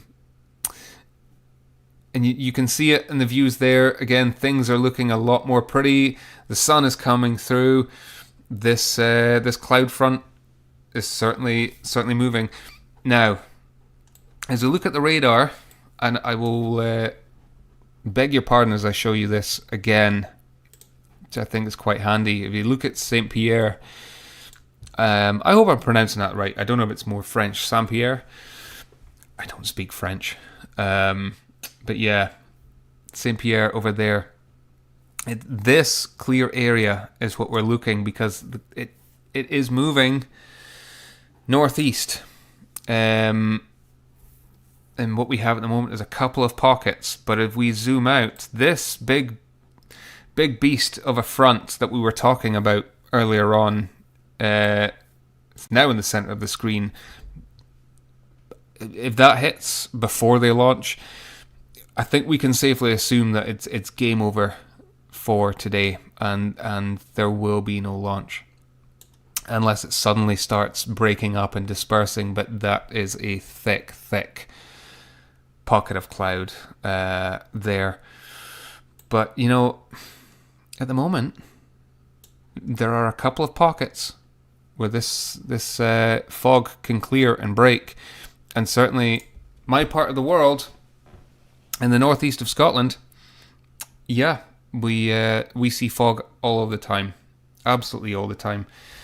Certain areas, you move 20 minutes down the road, and that's an area that has a weather system all unto itself. The rest of the country will be 35 degrees. It doesn't get 35 degrees, but 30 degrees, and that place would be foggy and wet and miserable. So just looking in here to NordSpace's feed, they're still looking pretty positive. Here's a nice comment from them. We are more than just a rocket and spaceport company. We are launching our first satellite next June to detect wildfires from space and have a very special mission we will announce next year. Yes, indeed. They have their first satellite in the works. And next year, if they can get that thing launched. So I'm saying we are due to get more of these Taiga launches, until Tundra is built. If they can fly more of their sounding rockets, because they don't intend to stop producing the Taiga. Why not? Why not here? But let me bring this up for you as well. This is what they're developing, the Athena, to be launched next year. And it will be called Terra Nova at that time. It's a technology demonstrator. The Athena bus, the Zephyr EP thruster, and the Kronos Edge AI camera. Fantastic. As well as the Zephyr engine as well, which is a chemical electric propulsion engine. And the Earth observation camera. Again, small satellites have never been more accessible and easier than they are now. 1, 2, 3, yeah, Tundra and Taiga do indeed use the same engine, but it's scalable. So let me bring this back up here, if we can. This is the Tundra rocket, so it will use 7 of the same engines that are on Taiga today, the 35 kilonewton Hadfields. It'll be a larger variant of the Hadfield that flies with the Titan when it's expected in about 2032. Something we've not talked about, the second stage of the Tundra, is the Garneau engine. That's a vacuum optimized 35 kilonewton engine using the same technology. Also expecting that to be 3D printed. That's in the works and in production at the moment. But getting the Hadfields through their testing phases and onto the Taiga has been their main goal, because that will be their powerhouse, their workhorse engine, hopefully for years to come. But again, as I said there just a short time ago, given how open NordSpace are, we can expect to see some videos, some images of the Tundra under construction. During the early stages, potentially not, but as it comes together, we'll start seeing bits, more bits and pieces as it takes shape. And yeah, even how they construct their fairings.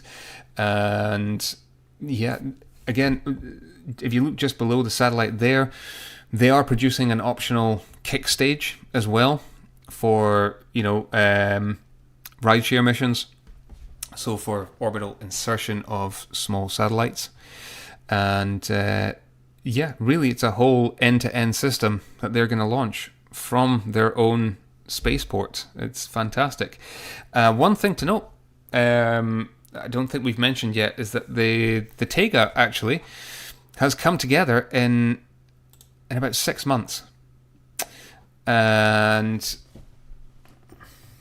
call me crazy, but for a company that's only existed for 3 years, they've plowed about $10 million Canadian into this whole project between the Taiga rocket and the spaceport, and to have gotten this thing on the launch pad in 6 months is almost maddening.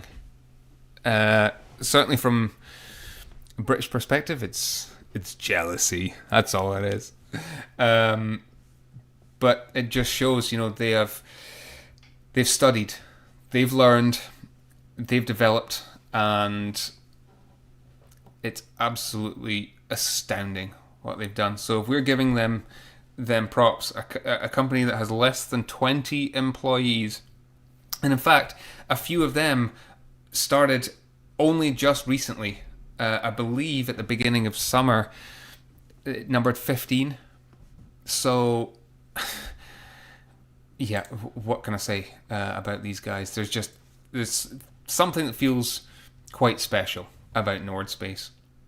And hey, maybe it's just, the feel that they give off, but I think, when you have that feeling around a company, and we all get it from SpaceX, the feeling around that company,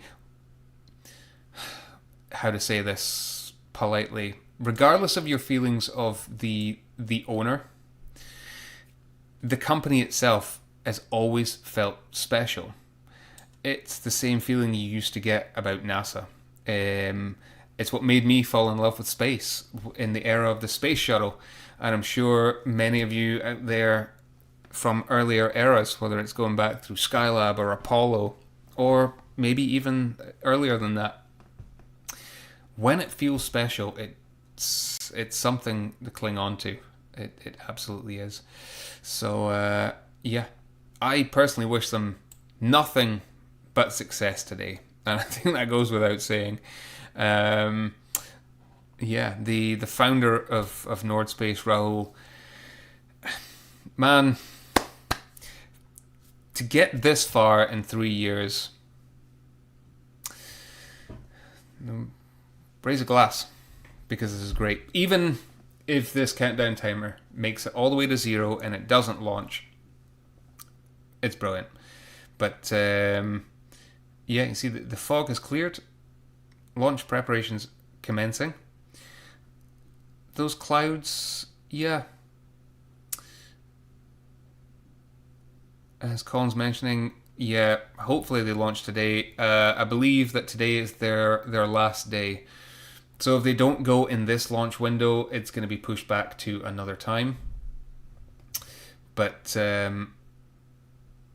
interesting to see how it actually looks on the ground, because again, if you look to the bottom left of the rocket in the center image, certainly that looks like fog, low-lying fog dissipating, perhaps as well mixing in with the pre-chilling of propellants. But as you kind of look along the bottom of the launch pad there, that fog will clear off. You see it in at Mahia as well, with this dense, low-lying fog. It'll shift. Those clouds are moving pretty quickly as well. So yeah, again, as long as there isn't any precipitation in those clouds and they're nice and light and fluffy, this shouldn't pose a problem for the rocket. As we keep an eye on the weather front, yeah, we are still far enough away from that big cloud front coming in. You're new, brown trousers. Perhaps one of the regulators, judging by the lanyard. Doesn't appear like, yeah. Keeping an eye on the weather as well. Let's have a look in the comments. Matthew, space is for the people. Space is for everyone. Bringing space down to Earth for everyday people. I feel like that could be a thing. No, Tim Dodd, he's absolutely right. You know, it's why we like doing this. I love bringing spaceflight to everyone across the world. Doesn't matter your age, your race, your color, your creed, your beliefs, any description. No matter who you are, space is for everyone. And long may that continue. We ain't gatekeepers here. Absolutely not. We've all got our favourites. In fact, I will send that out to the chat. Just keep us going over the next 50 minutes. What is your favourite rocket? It's a cliched question, but I'm curious.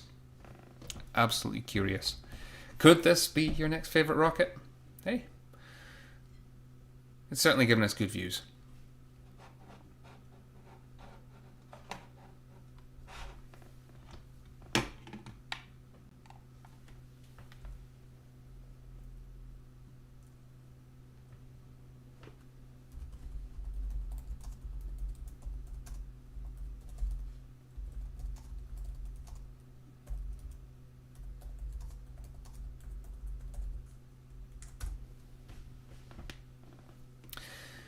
Magic. Under 50 minutes to go. Local time, just after 5:05 in the evening. So, with plenty of clear skies over the next couple of hours, there's still lots of time to go.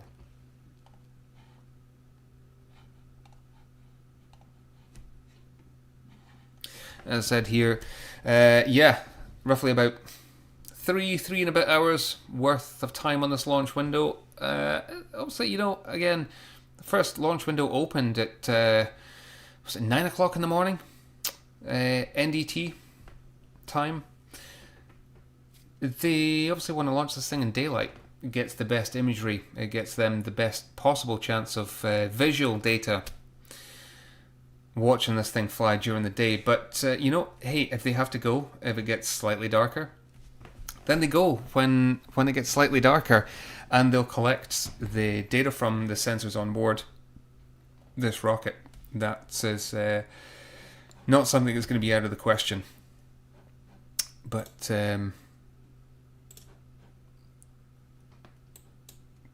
certainly the weather radar, it's still looking good. There's still some really good pockets of clear sky over what I would anticipate about the next hour, for sure, would be the most optimal time to go.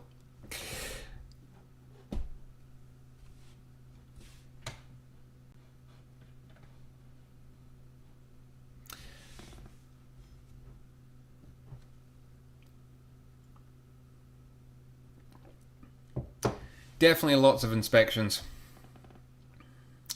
Lots of looks skywards, and I believe the chap in the yellow hat to the left there, I believe that is the founder of NordSpace, Rahul. It's certainly the right build.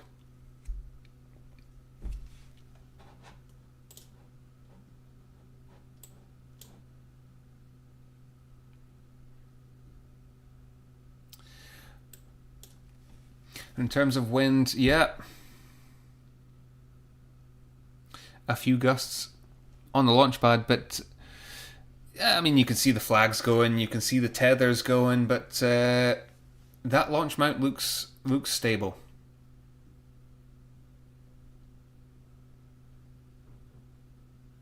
And we just keep an eye on here, guys, and everybody.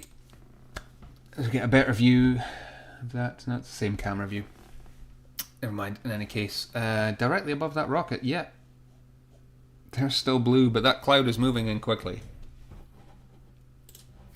So again, yeah, I appreciate, we've probably all been here for a while now, but, remember this is the first ever launch attempt by this company and this rocket, the Taiga.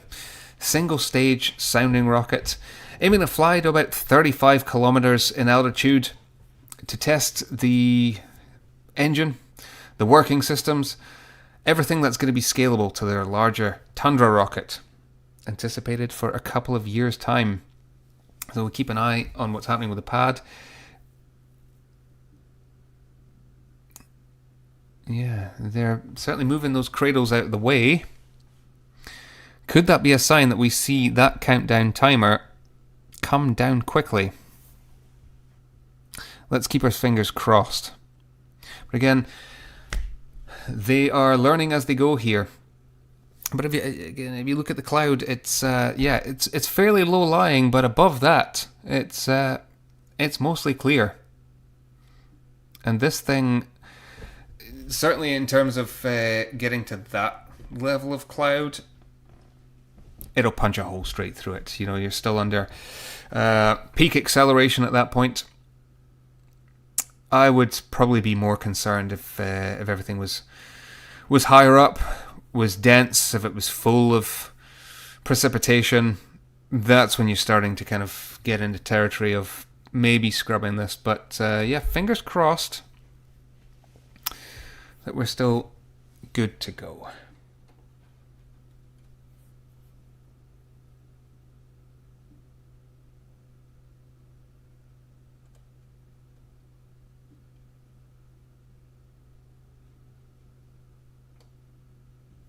But either way, whatever stage we get to, we will stick with this.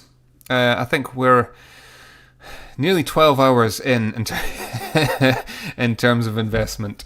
So whether it launches, whether it scrubs, we'll stick right with it. And if they have to go another day, we will be back another day.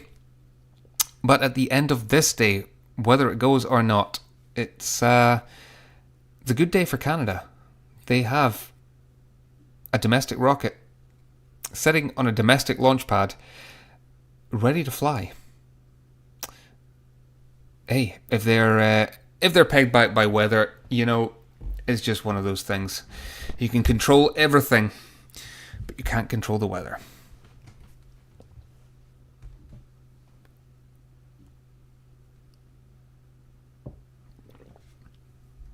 And again, I just want to say a big thank you to everybody that's joined us here on this stream. Whether you've been here from the outset or whether you are just joining us, my thanks to you for coming in and hanging out and watching rockets.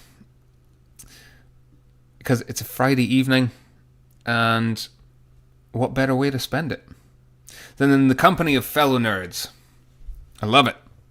So yeah, very much appreciate everybody being here. And drop a little like, subscribe, do all that good stuff. And I won't push it, but if anybody does want to support the channel through YouTube itself or through Patreon, then feel free to come on over there.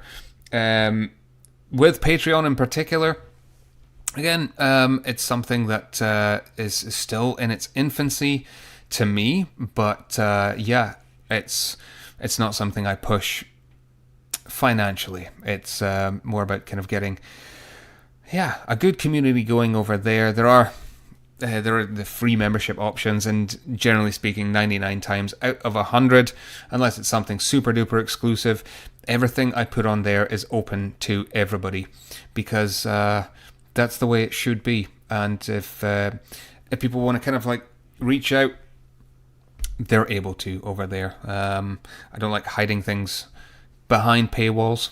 Every now and again, I will put something out there for the kind of folks that choose to contribute and show my appreciation. But I try and show my appreciation to absolutely every single person that comes and joins us, whether it's on one of my launch streams, which I will admit have been maybe few and far between. In terms of what I cover, I don't cover SpaceX. I like covering European rocket launches, smaller rocket launches like this. I mentioned it way earlier on, but my last launch stream was actually the first flight of the Ariane 6. And before that, it was the high impulse SR-75, which I've been somewhat invested in over the past few years, and was maybe I wouldn't say aggrieved, but certainly happy, but kind of jealous as well that my buddy Josh, the Aussie Knot, got to cover that launch before I did. But hey, what an amazing time that was. If you're interested in all things space flight down under, then please do go and check out Josh's channel at Aussie Knot on YouTube. He last brought exclusive coverage of Gilmore Space's first flight attempt with Eris just a short few weeks ago, which, as we all know, ended in spectacular fashion. But hey, big love for Josh down in Australia, and yeah, we teamed up for that high impulse launch, and it was great. It's a great time, and hopefully we will be able to kind of team up again for a future stream. He does do monthly streams covering all things Australian spaceflight, because I mean, this is what I was saying earlier on about companies all over the world, and space has never felt more accessible.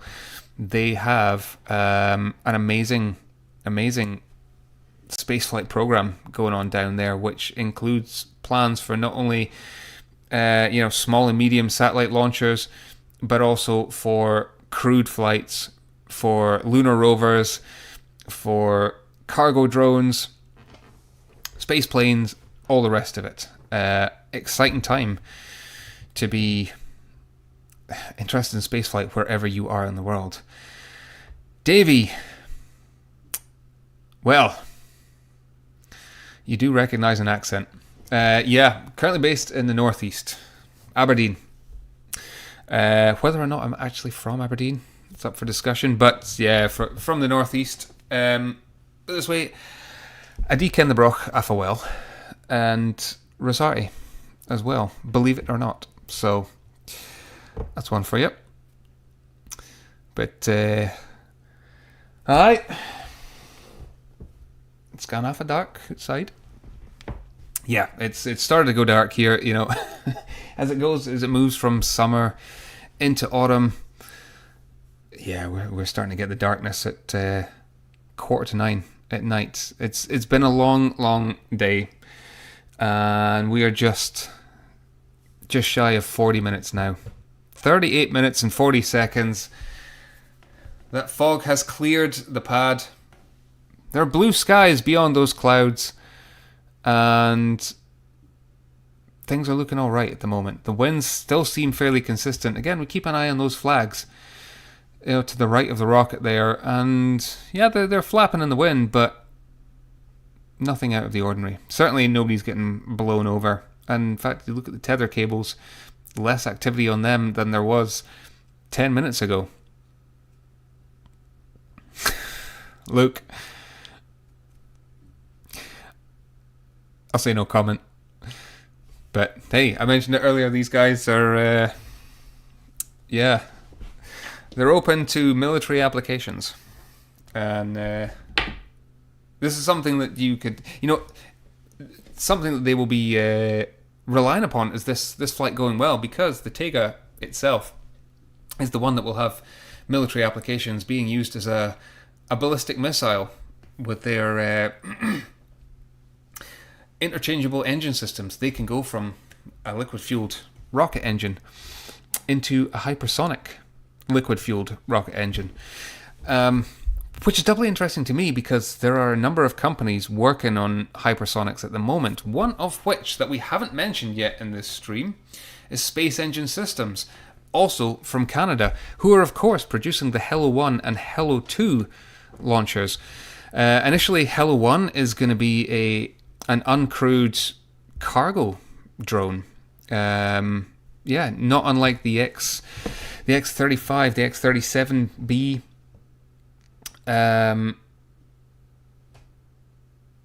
Feed there, yeah. So that's going to be a cargo drone, and then they're looking to move into crewed spacecraft as well, using their proprietary hypersonic engine technology.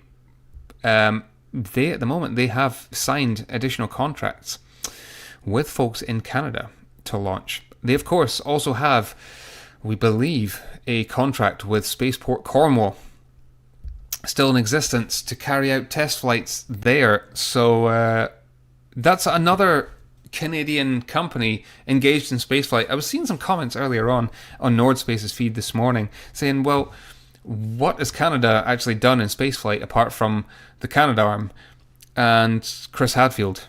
And again, as I commented, Canada has been in the space game since the 1950s. The third country to send a satellite to space. We'll say on an American rocket, but still, yeah, third country in the world to send a satellite to orbit of their own making, which is pretty cool. And they've been doing that ever since. We talked about, the Black Brant series of rockets, sounding rockets, that are still flying today. So in terms of aerospace applications and research and technology, Canada has given us quite a lot over the years, and this is what looks like coming into a golden age of Canadian spaceflight. If Space Engine Systems over the next couple of years can really make some movement on their hypersonic rocket engines. I'll say the problem with hypersonic rocket engines is that it has to be multi-stage. It has to take you into orbit as well, and it's that it's at that point, between an open cycle jet engine and becoming a closed cycle rocket engine. That's what's and where the struggle has been over the years. We look at the likes of the Sabre project here in the UK, amongst many others, to bring a space plane to life. You know, it's not an easy thing, and SES, they're working, they're doing the biz, and by all accounts, yeah, it might not be full large scale at the moment, but they have a smaller scale dual cycle engine that hopefully we'll see testing in the next couple of years to add to NordSpace with the Taiga here today. Yeah, look, you're absolutely right. You know, Canada has played a large part in spaceflight over the years, and quite correct. Propellants have been loaded. What we're looking for, the next part, is the launch pad to be secured. So, Yellow Hat and the person behind, once they move out of the way, as he sits below a rocket that is fully filled with propellant. That guy, or sorry, that person, yeah, fair play. That takes some intestinal fortitude. Cool. Yeah, you can see there, obviously, we're not moved to tanks being fully pressurized as of yet. Still, and that wouldn't be me working under the engine, put it that way. But yeah, at least he's not having a smoke.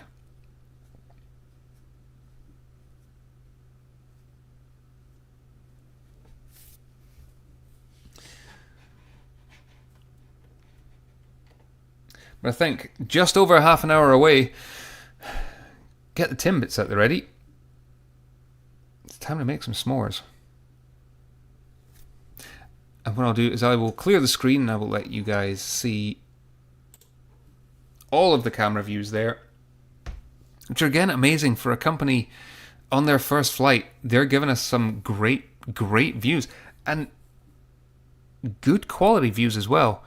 Certainly, yeah. For what I understand is probably limited bandwidth over on the coast there. We have been spoiled today, and if anybody was in the NordSpace stream from this morning's launch window, then you'll know that yeah, we're counting down, and they got to T-minus 12 minutes the last time out with prop loads, launch pad secure, but not quite tanks pressurized. So what we're looking for is to see if the problems from earlier on have been cleared around the nitrogen quick disconnect up on the umbilical near the top of the rocket there. Again, it was a minor issue with one of the circuit breakers on the power generator that was stopping that thing from disconnecting. So as long as those issues are ironed out and they're all happy, weather is a go. Those clouds, they're moving quick, but they're light. The fog has cleared and everything's looking good.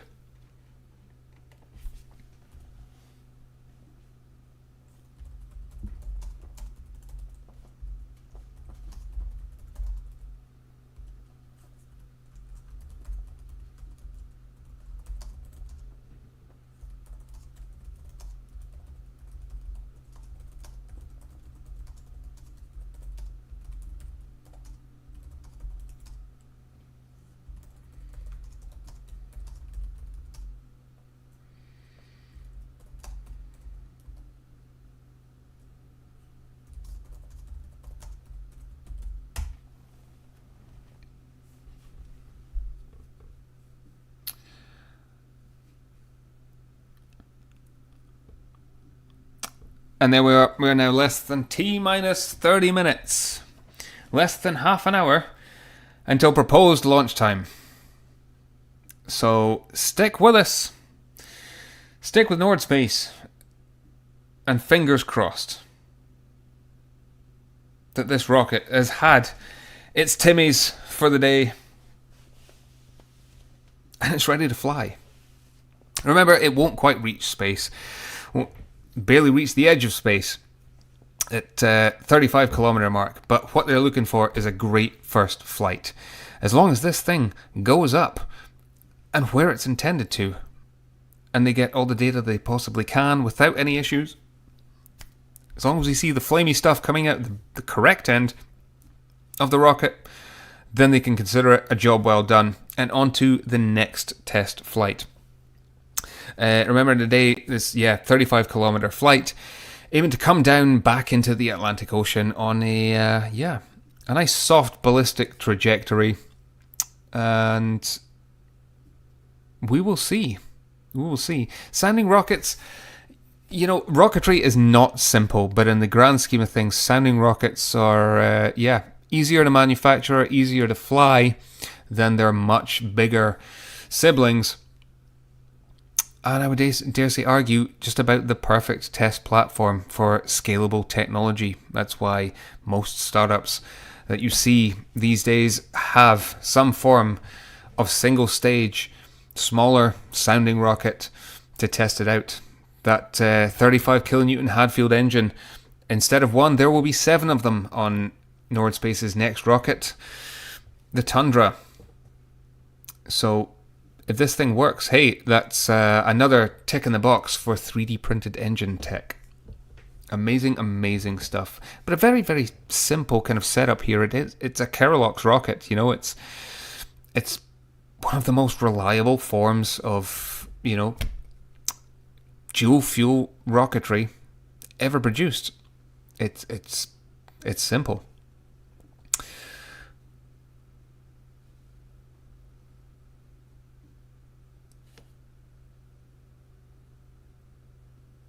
And I can imagine we'll see over the course of around about the next 10 to 15 minutes, final inspections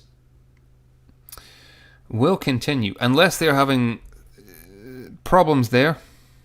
But the clock is continuing to count down. He may be wiring the ignition.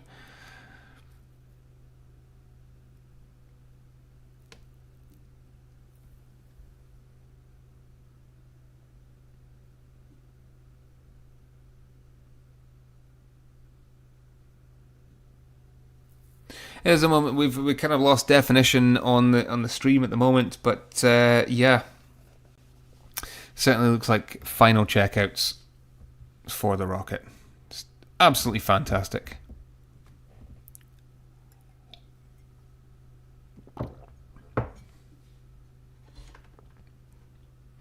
And again, guys, I'm gonna keep the camera off here. I appreciate, we all watch different feeds, and sometimes we like to see the presenters, see the hosts. I will always give a shout out to different channels. I know that's not necessarily the YouTube way. We're all meant to be competition, right? Wrong. If you watch Everyday Astronaut, his channel, he generally will stay on camera the whole time. If you follow the launch pad, generally speaking, they won't. They, like me, why interrupt such good views, especially with one of the cameras down there? So you can all enjoy my dulcet tones instead. But somebody mentioned it earlier on. Sure, it was yourself, Luke. But the Black Brant, one of, if not the most successful sounding rocket ever produced.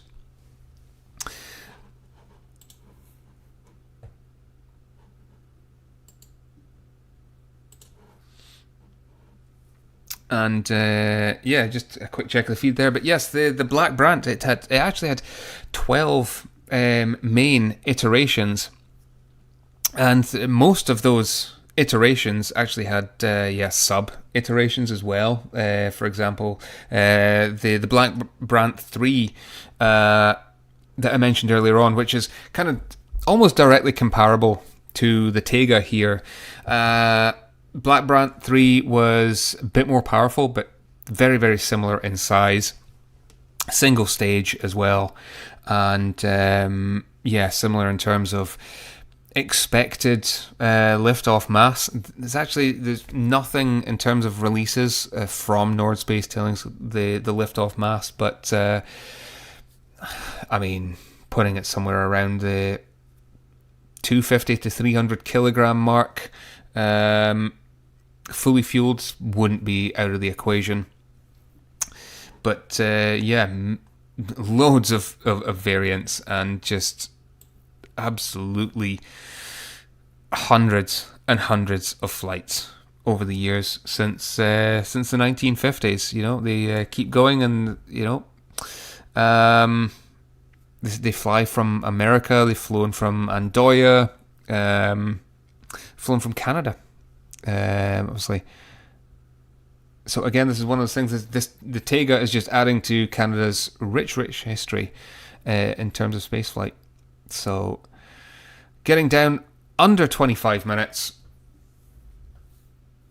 Expect in the next 10 minutes, judging by this morning, the next 10 minutes, we could expect to see the launch pads secured if everything is well. Again, fast-moving clouds behind, still blue skies, and keeping an eye on the weather radar there. Yeah, that big front is closing in, but I don't think it'll reach within the next half hour. So exciting times indeed.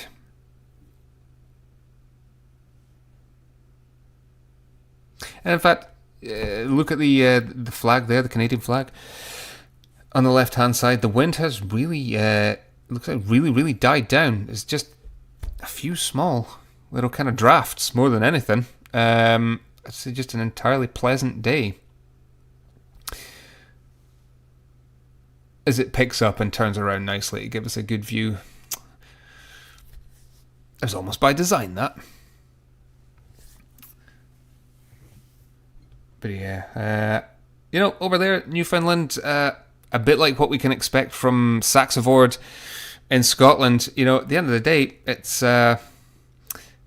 rolling, but it's pretty flat in comparison. There's not a lot of vegetation around. They're not in a valley. They're right at the edge of the peninsula there. There's always going to be wind. And, without a little bit of risk, there's no reward. I'm not saying they're going to fly when it's dangerously high winds or anything like that, but you can't let a little bit of wind put you off. They will have optimal wind speeds, of course. Otherwise, this thing is going to get blown off course once it gets higher up into the atmosphere. But it looks like a great day. It has done all day. It's been a great day to fly. So fingers crossed that this thing does finally get into the sky as we get ever closer to T-minus 12 minutes. And look, I'm absolutely not surprised. Hey, there's another camera view from afar. And if anyone wants to zoom in on that view and see if there's any people stood watching from that distance, then I wouldn't be surprised at all. We saw it earlier on this morning. Folks absolutely lining up to come and look at this. And why wouldn't you? It's now the evening. I would expect most people to be finished work and get on out, bring the kids, go and watch a rocket launch. Amazing stuff. Again, thank you all very, very much for joining this stream. We've been live now for a couple of hours. And as it hits 9 p.m. UK time, 12 hours ago, we were tuning into NordSpace's stream for the very first time when their first launch window opened. And that being said, having two launch windows in a single day, perhaps rather than one long launch window or only one at all, is affording us an extra opportunity to get a launch here. But yeah, been about 12 hours for us as viewers, but an even longer day for these guys as they push forward towards getting this. And we're keeping everything crossed that they finally get the results that they've worked so hard for over the past 6 months. And again, indeed, about 2 months ago, there was no launch pad here at the Atlantic Spaceport complex near St. Lawrence in Newfoundland and Labrador. What an absolute achievement! There's a lot of companies out there that are going to be watching, that are going to be taking leaves out of their books, and how exciting! How exciting!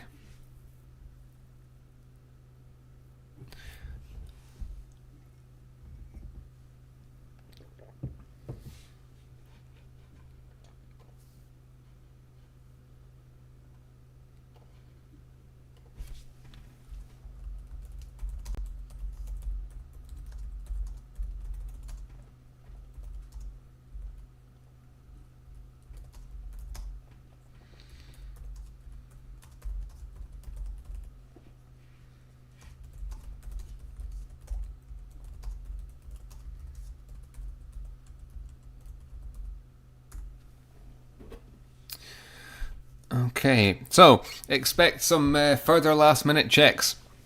We are about 6 minutes until we reach the elapsed T-minus time that we got to this morning during the first launch window. T-minus 12 minutes is where we got down to, and at that point the pad was secured.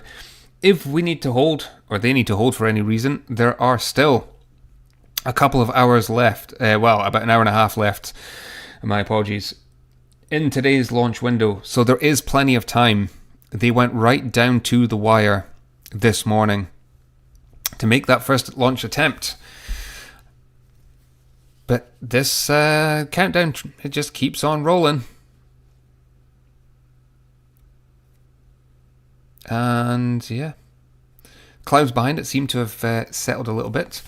Wind, going by the radar, it's not changed very much throughout the day. It's kind of stuck somewhere, sort of about 8 or 9 miles an hour. In terms of wind speed, the gusts, okay, that's kind of what you see. They're kind of causing the flag to move. It's sort of up to about a maximum of about 17 miles an hour there. But that should not cause a problem for this rocket.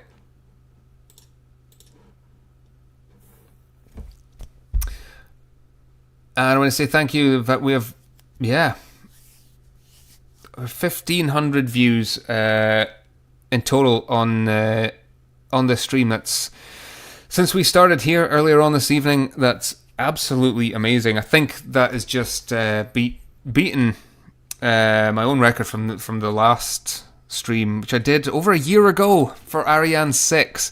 And I just can't say thank you enough to everybody that watches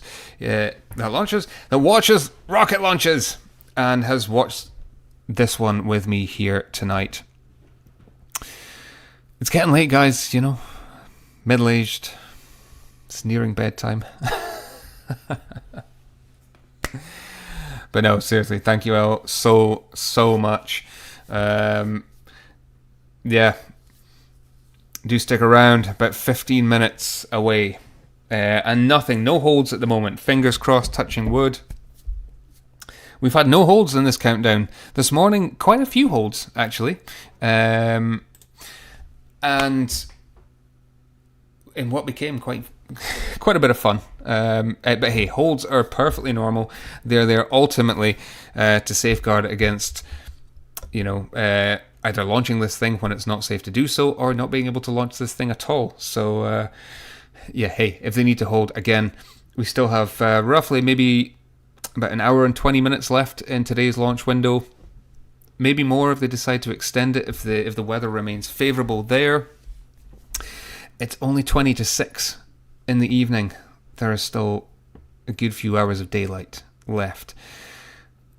As we creep now below 15 minutes.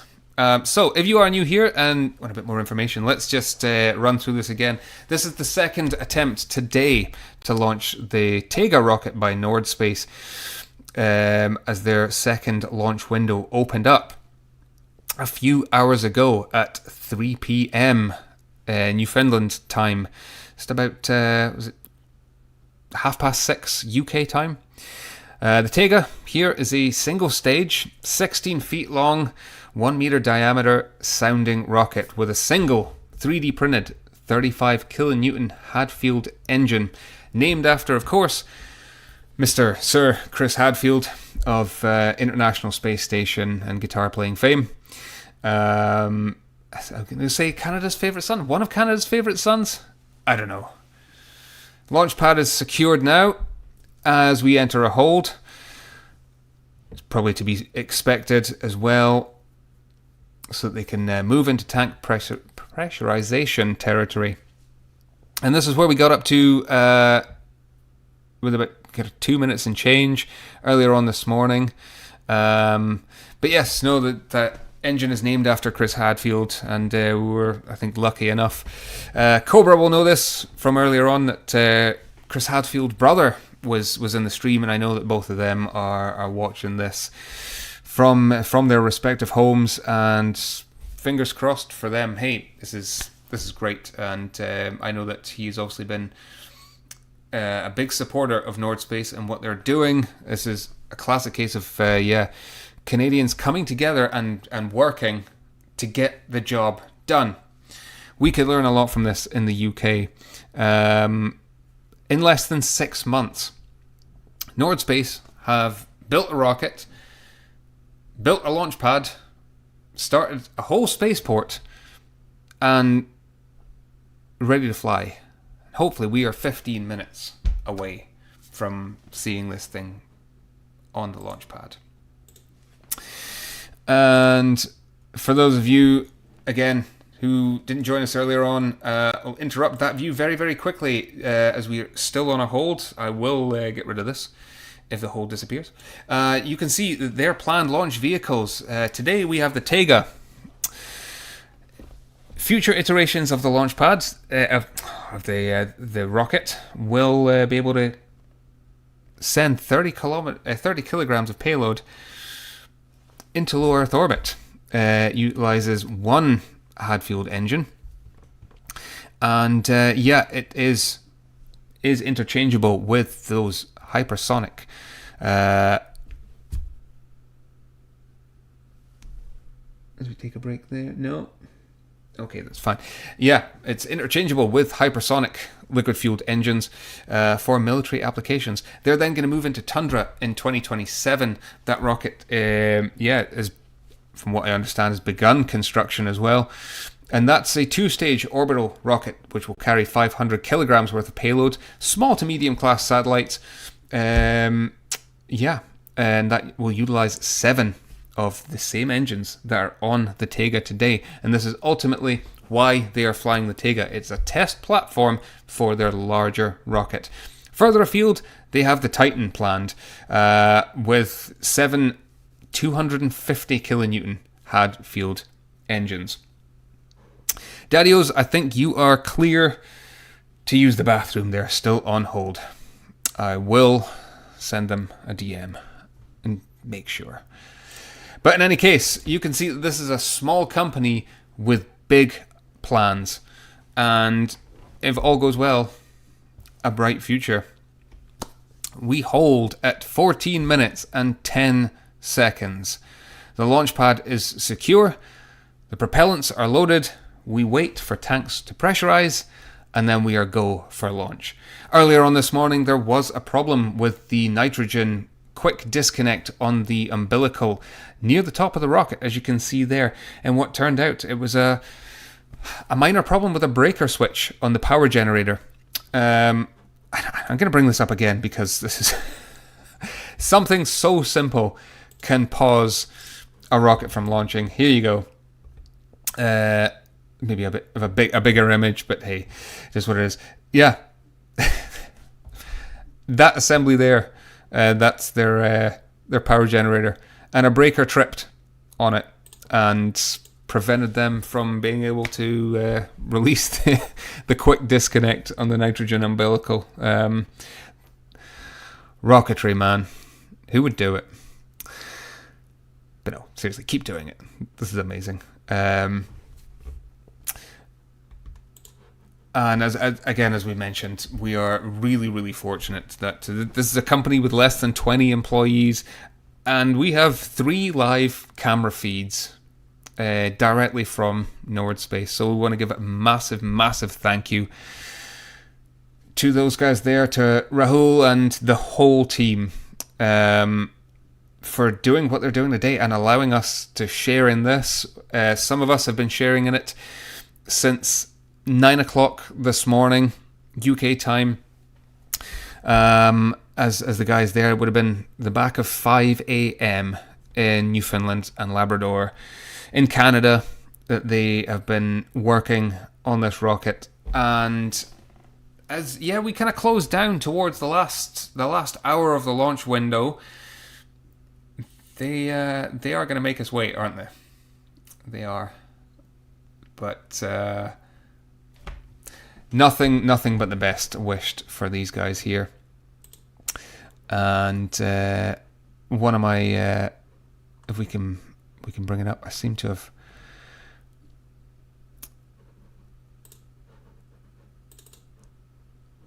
Stuck there for a moment.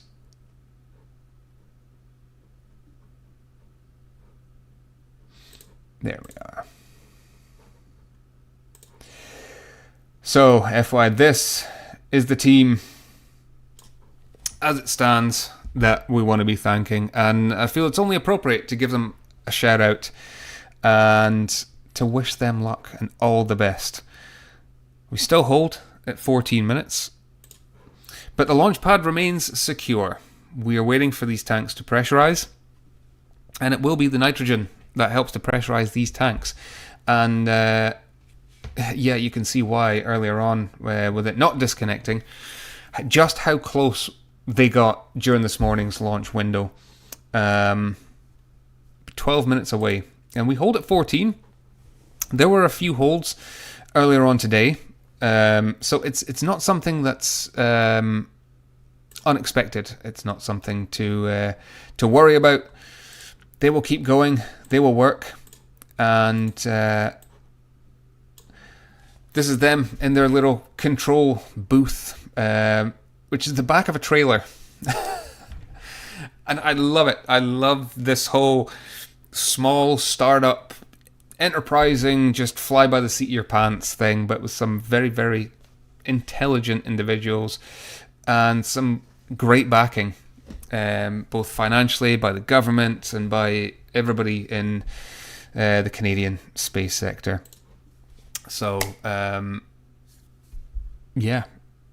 really small enterprise is bringing this, but nothing in terms of the feeds indicating that there are any major issues. Still continue to check out the weather and the mapping, and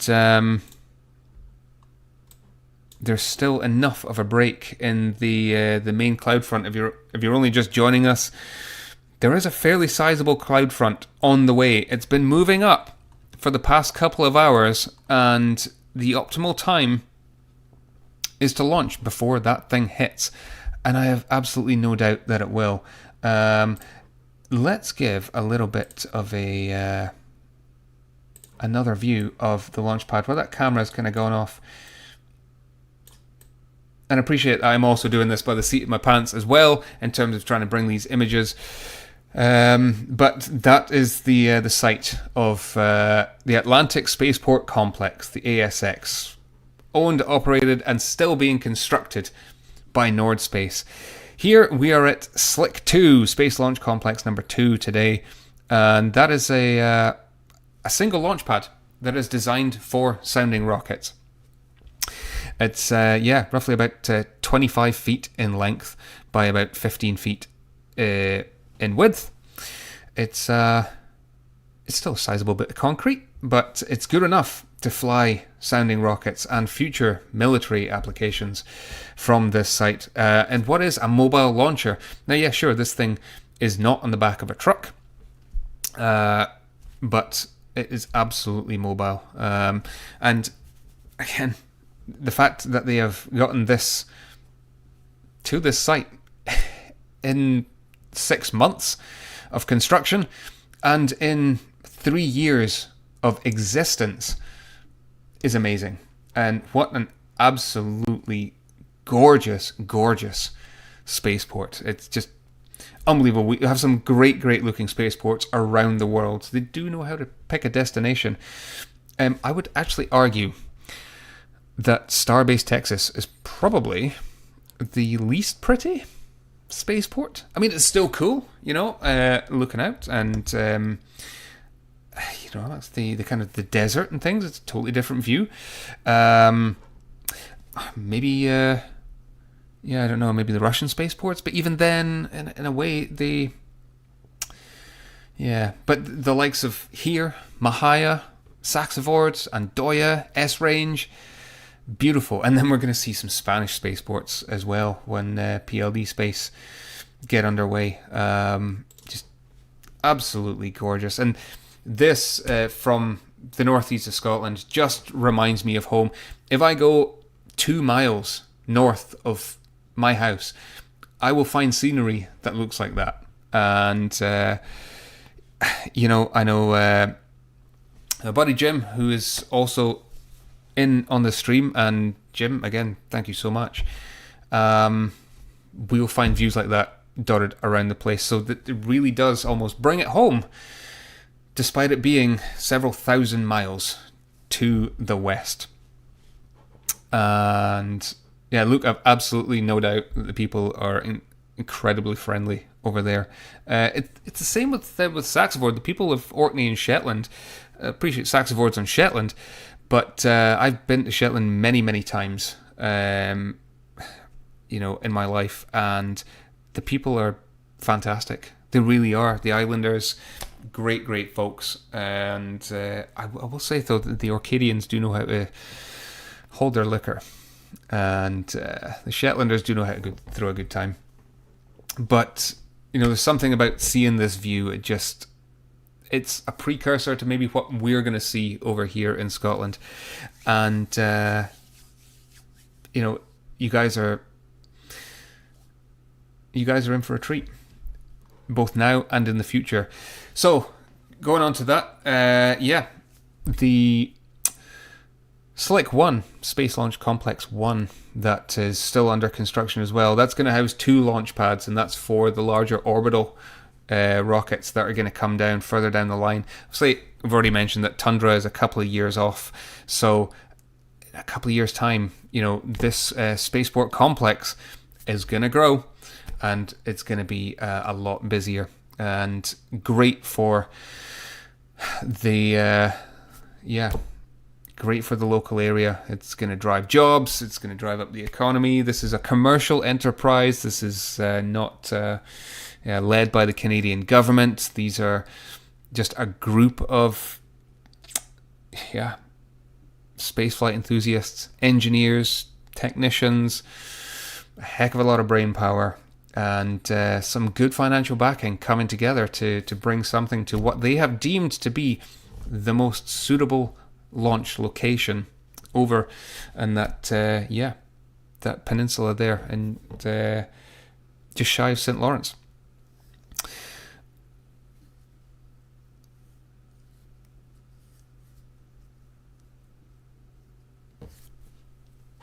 Everything's still looking good. And continuing to hold at 14 minutes and 10 seconds. Again, if you were in on NordSpace's feed during the first launch window this morning, this is not something out of the ordinary. If we make it, however, to the next step, to tank pressurization, then we're good to go. But if you look at over the pad there, the clouds, they are fairly clearing. This is what I've been talking about here from the radar from earlier on. As look at it here, if you look at St. Pierre, in particular, is the only kind of marked town, with Grand Bank further to the north there. This area in the middle was that larger clearing before this big monstrosity hits. But that will probably hit upon the closing of the launch window in any case, judging on its movement over the last couple of hours. So, look, they certainly have had a little bit of of government investment and interest, but it's not something that's been led by the government. The Canadian government, from what I understand, have been very, very supportive of NordSpace. Clearly, because they've gone in with a great plan, with clear direction and clear sight into the future, proven by the fact that in around 6 months, this rocket is on its tower, hopefully, very nearly ready to fly. So, absolutely fantastic. I couldn't, honestly, genuinely, I could not be happier for you guys over in Canada. And, yeah, it still remains a great day to fly.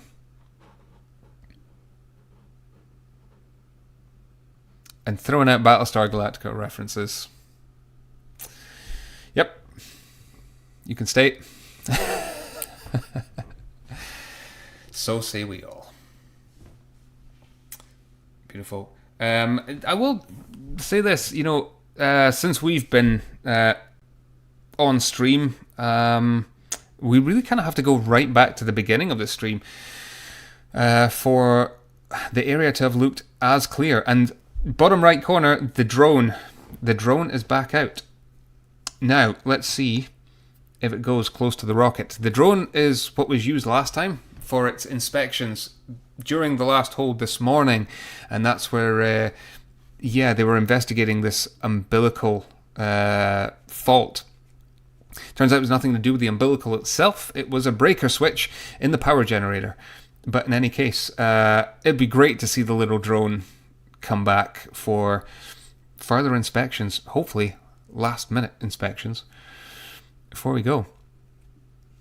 And yeah, look, absolutely, the CSA, I think if you look at some of their channels as well, 100%, particularly if these guys make a success of this flight, whether it's today or the next time out, and then further flights, getting that, flight-proven stats under their belt for these engines, which were 3D printed in-house and will be scalable to their next rocket, they will have more than a little interest in seeing NordSpace succeed. As we all do, as we all want to here today. But, I mentioned it a little bit. The competitors down over in Nova Scotia, not much has been happening down there over the last couple of years. In fact, they were originally going to fly Ukrainian rockets, but they were going to fly 4Ms. But obviously, with the situation over in Ukraine at the moment, it put paid to those plans. Again, they signed a memo of understanding with Skyrora to use Skyrora XLs, but they're not flying yet. Their first XL is very near to completion, from what I understand, and they will have another test flight of the Skylark L sounding rocket in the very near future. But MLS are now working with Reaction Dynamics instead, who are still busy building their first rocket. So to say that NordSpace has kind of come in and undercut them from out of nowhere, it really is an RKO out of nowhere by NordSpace. They've done amazingly. I've been on this channel watching spaceports getting built at various speeds here in the UK for the past 3 years, following it personally for the last sort of 5 to 7 years, depending on which kind of company and things like that. Couple months, like 2 months, that's all it took to lay the concrete and get this thing on the pad. It's just insane. But hey, props to them. Nothing but the highest of respect for doing that. And as we know that the local clock ticks past 6 p.m, we have about an hour to go left in this launch window. We still hold at 14 minutes and 10 seconds, but we're still roughly where we were this morning, and I would anticipate that its tank pressurization is underway.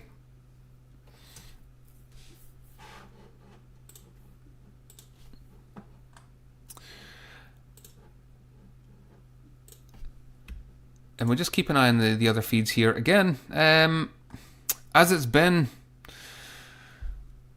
yeah, and within the past 5 hours since the end of the first launch window, NordSpace, they seem pretty confident. You know, they've been good with communications throughout the day, keeping everyone up to date. Whenever there's problems or coming on and saying, hey, no, we're all still good. You know, we have to remember this is a very small team. Everybody down there is going to be, you know, working their fingers to the bone, probably doing about 10 different things all at once.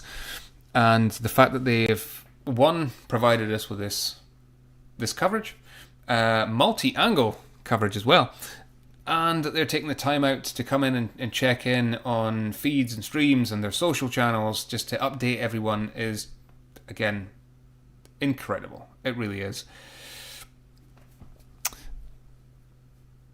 Yeah. 1, 2, 3. Yeah. Hey, we talked about the sensor package, which is just kind of slightly out of view above the nose cone, if you kind of follow the red trailing cables. Who knows? Maybe it did come from a speaker stack. I don't know. I would love it if it did. You know, I appreciate this thing's going to be custom built, but imagine if this was just an off-the-shelf spare line array part.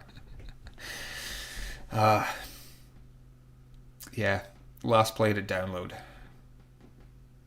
But hey, Bob, speaking of rocket companies, actually, High Impulse, and one of the other things that endears them to me is they actually set up one of their kind of model rockets and a stand at Vaken this summer.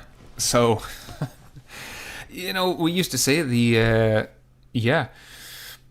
Atlas V was the most metal rocket in the world, given the amount of fire. But I think that, High Impulse at the moment, the most metal rocket company in the world. But these guys are so quick. I mean, it's NordSpace. It's practically punk rock. As the clock does indeed continue to tick down now through 13 minutes. I'm looking for it to go below the 13 here. And again, I will get my face off the screen. Let you enjoy all three views. I believe it was about 12 minutes and 24 seconds that they got to this morning, and I remember that from memory. But yeah, it's ticking down, getting below 13. We can look out for tanks to be fully pressurized, and I would anticipate that to be somewhere around the 10-minute mark, maybe between the 5 and 10-minute mark. Obviously, this is powered by liquid oxygen and kerosene. Or kerosene is the main propellant, and liquid oxygen is today's oxidizer of choice. That is going to be filled at the moment.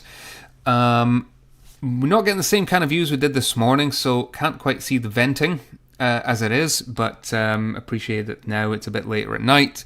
It's, the kind of temperature is kind of coming down. And, as we keep out. Yeah, look, this is definitely the best sky. This is what we've been watching for over the past couple of hours, and people might be kind of wondering, well, keeping an eye on the radar. This is exactly Y4. This is what we've been looking at earlier on. That big break before the big weather front comes in. It's still about 18 degrees in St. Lawrence for those not there, and all is looking good. A wind speed of about 11 kilometers an hour, so it's that's not a lot. 85% humidity there. conditions are really, really good. They have dramatically improved within the past hour as we now creep below the time from this morning. This is brilliant as we get closer and closer to T minus 10 minutes. Beg your pardon. I'm going to be here in T minus 12 minutes in my sleep for the next few days. But this is great. We're now below T minus 11.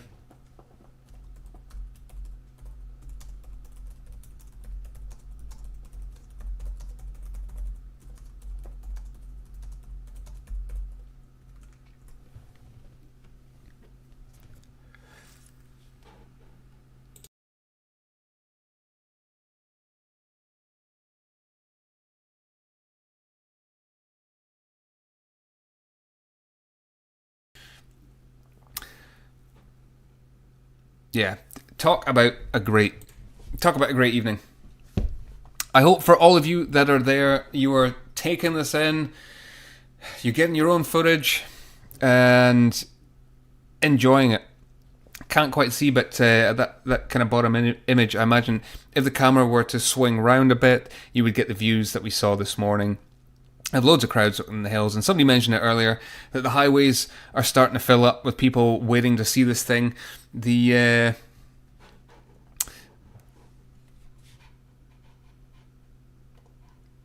take a look here. Yeah. Possibly so, Matthew. Yeah, we might be hit the NordSpace's feed that I have open on the other one is about 4 seconds behind the feed here. 9 minutes 33. It should refresh. We'll give it a go.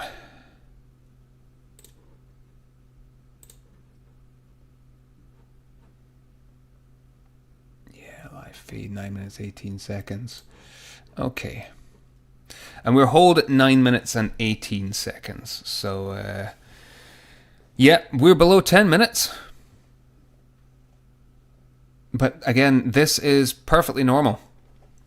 Perfectly normal to get lots of holds during a first launch attempt. You know, at every step of the way as they work through their 70-page instruction manual of procedures, there will be various hold points all the way down. And yeah, we can imagine that, yeah, I mean, if we get to less than 90 seconds, then this thing goes into internal guidance. Then there's a very, very good chance that, yeah, we're going to see this launch today. But, yep, this is nothing to worry about. There's still, you know, most of an hour left, and we're at 9 minutes. So, last minute checks. But, again, in the next couple of minutes, we should hopefully see the tanks showing as pressurized if all is going well. And again, through all of the feeds and all of the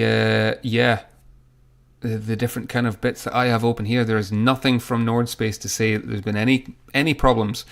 Certainly, you know, even this morning there were very, very few problems, just like minor little niggles, and obviously that one with the circuit breaker that caused, unfortunately, them to push back. Unfortunate for them, fortunate for us, because we've been able to enjoy this together. And I mean, I've been super excited for a while to stream this launch. It's really cool. And again, it's quite reminiscent of what we can expect to see here in the UK, hopefully, as he's been saying for a year. Hopefully very, very soon in the near future. In fact, there's been no movement at the moment. But yeah, Jim, I know. I had the baby face. But look, we've been on air that long.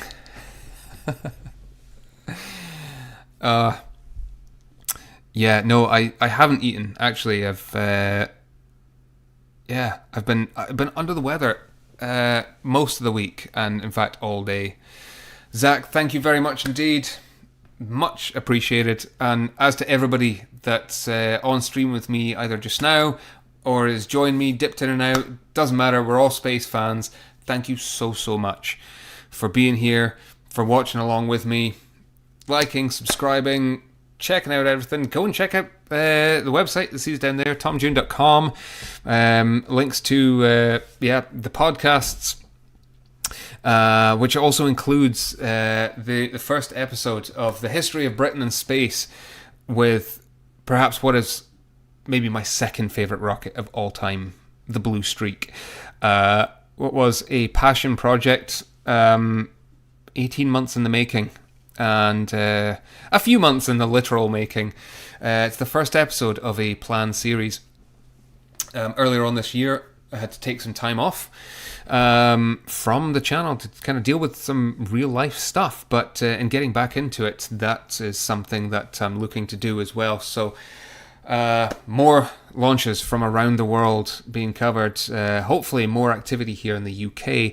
And I'm not just a space nerd, I am a history nerd as well, and combining the two is something that I'm really looking forward to bringing you guys more of.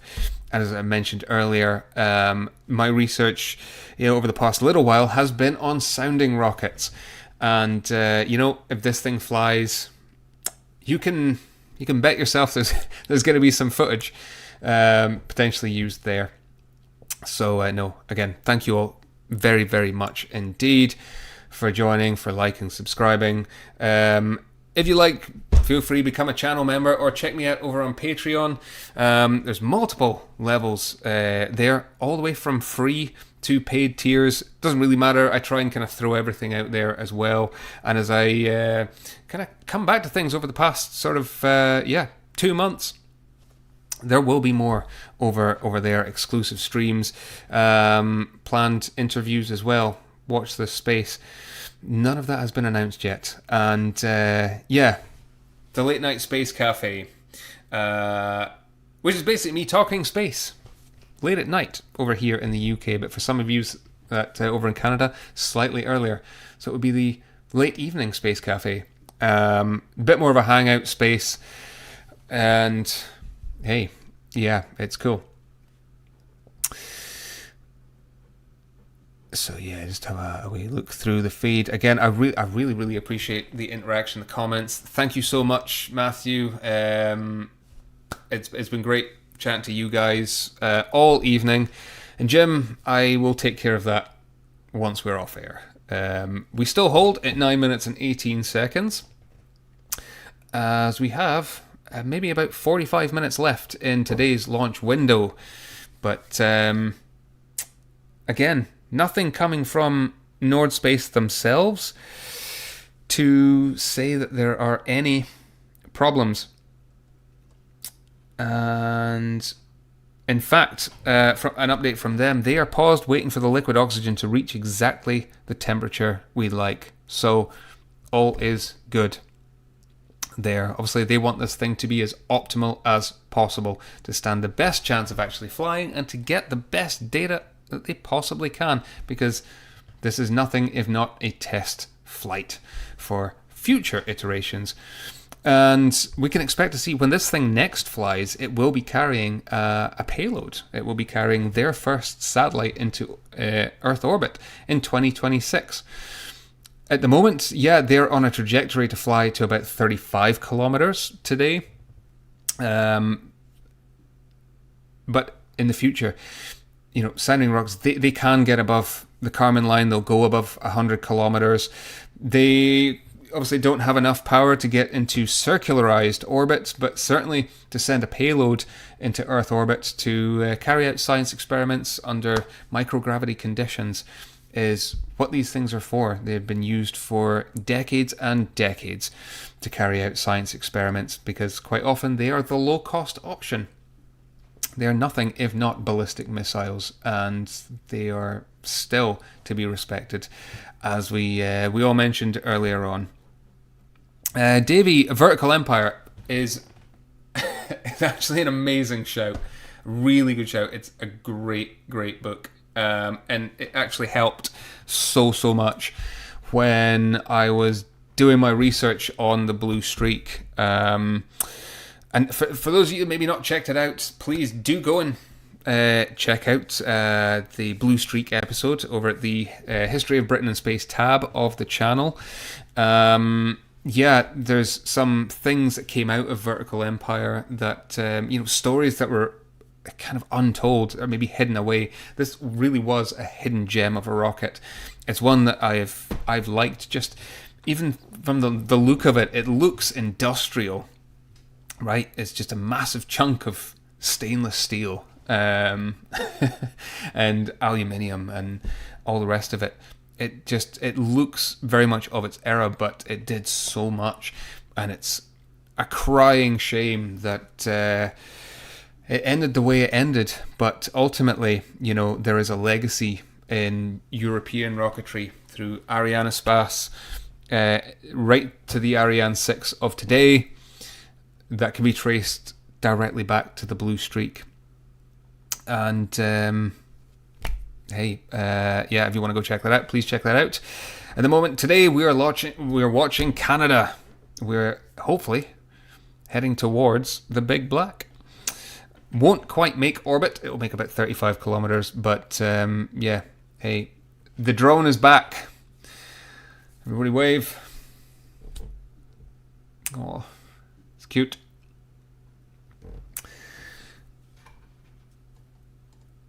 And while you're there as well, by the way, feel free to drop past NordSpace themselves. Check out their social channels. Give them a like as well. Give them a follow on whatever platform you're on. And show some support for these guys. They've done very, very, very well. And the other point that Davey made, we're the only country ever to develop an orbital launcher, then abandon launching. And in fact, it wasn't just one, it was two. Black Arrow and the Blue Streak. And it will never not be crazy. Might be crazier than what NordSpace have done in coming up in just 2 years. Starting to build this rocket 6 months ago, starting to build the launch pad 2 months ago, and here they are with these views. These guys, there's 19 employees. Before the summer, there was 15, from what I understand, and here we are. We're still holding it T-minus 9 minutes, but this is the closest they have ever gotten to launch, because this morning, as I mentioned again, they T-minus 12 minutes during the morning launch window.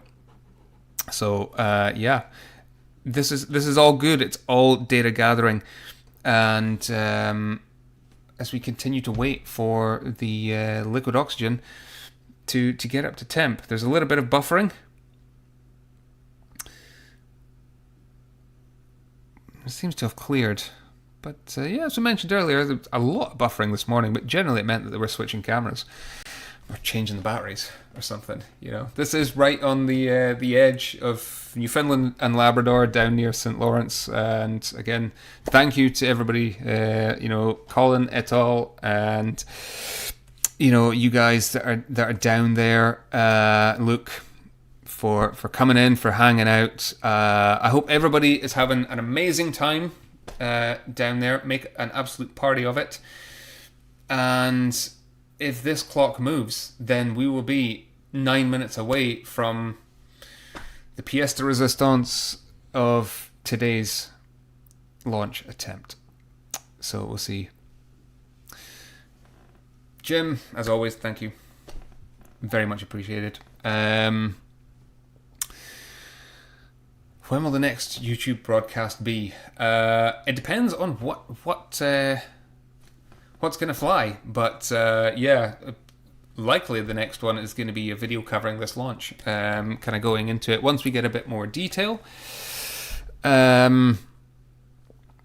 which will follow probably in the days to come. But you can see the umbilical, if you look at the center line, that chill line, that's a definite frosting that you can see. Clouds are coming in a bit more now, so maybe a bit less optimal than we were, say, 10 or 15 minutes ago, but it still looks really good, because above that thin cloud layer, it's still blue skies. It's not particularly dense at all. It's fast moving, but not too fast. And the only thing I'm seeing there is that those clouds look a bit heavier. And from the radar, as we're still on hold, we'll show you again. This is the immediate radar. This big weather front that we've been watching for the past couple of hours, thousands of miles long, has hit the area. And it will only get denser and denser. But how dense it actually is there, we're not going to see that. Island skies indeed. Clearly, there's nothing there to indicate that they're worried about it. And I believe that the temperature is nominal. We're getting indications that, this countdown could be back on. So, let's give you guys a little view again of all three cameras, which I'm seriously thankful for. Those lines are chilled. That liquid oxygen tank looks good.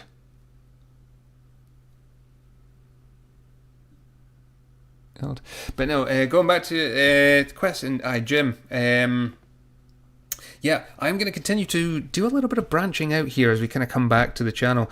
Say, covering things a bit more European, a bit more worldwide. There's not exactly a huge amount ongoing in the UK at the moment, and while we will still continue and obviously keep up to speed with what's happening over here. I think it goes without saying that I do want to, again, and I will probably be doing this for a while, but send condolences to the Strang family with the recent passing of Frank Strang, who was so instrumental.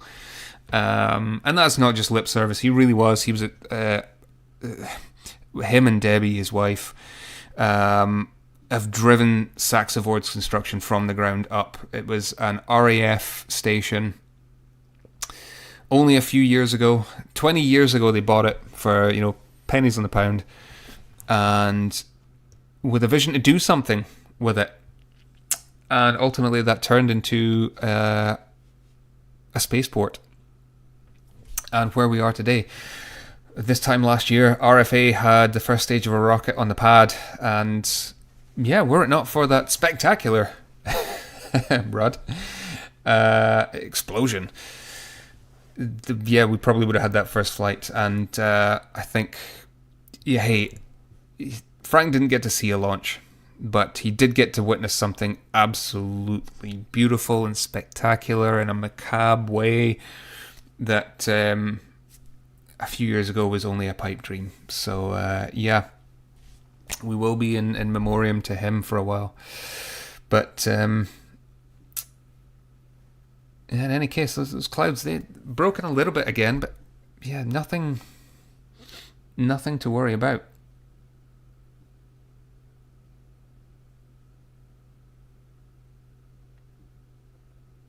So no, in terms of where we go for this channel here, worldwide coverage, launch startups is really, I get excited by it, and this, it's something that I've been looking forward to sharing with and to you guys.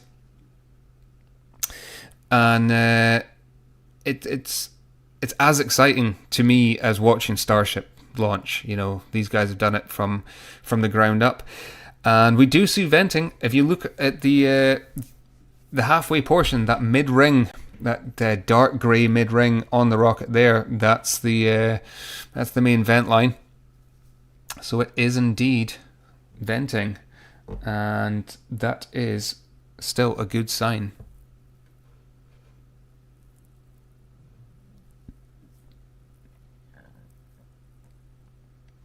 So at this point, unless there's indicators to the contrary, they will be pressurizing those propellant tanks with nitrogen, getting it ready to fly. And we still have time in today's launch window. But again, if they don't launch today, we will do our best to come back and we do this all over again. This is spaceflight after all. And Island Skies mentioning relativity space. Yeah, they are cool. Aiming for, 3D print the whole rocket. Absolutely. And that's something a few companies are looking to do that. But these guys, NordSpace, they 3D printed the engine, the Hadfield engine. But 3D printing an entire rocket is just a different ballgame altogether, and it's gonna work. I will hedge my bets on that now. That thing will fly. So, but again, this is what we like. So, yeah, I'm looking forward to branching away from just covering UK space news and doing more launch streams. But again, couldn't do that without you guys being with me here today and showing your love and support for NordSpace and for Rocketry in general. But occasionally as well, hey, nothing if not a total nerd. I will still engage in some occasional video game content, just for the fun of it. I would see more venting, potentially down near that kind of that chill line at the bottom there, as well as the tags flapping in the wind.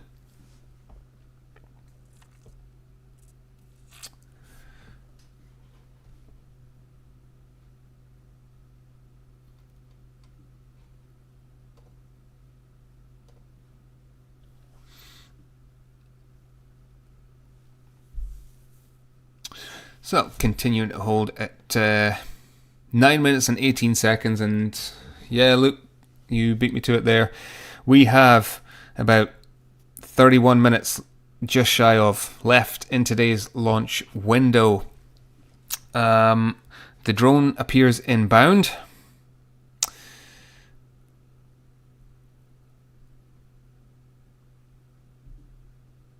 So hopefully that is for final checks, unless there's an issue there. But yeah, remember this was what happened this morning about T minus 12 minutes or so. The drone came in for inspections, and it was following those inspections that there was that hold into this afternoon.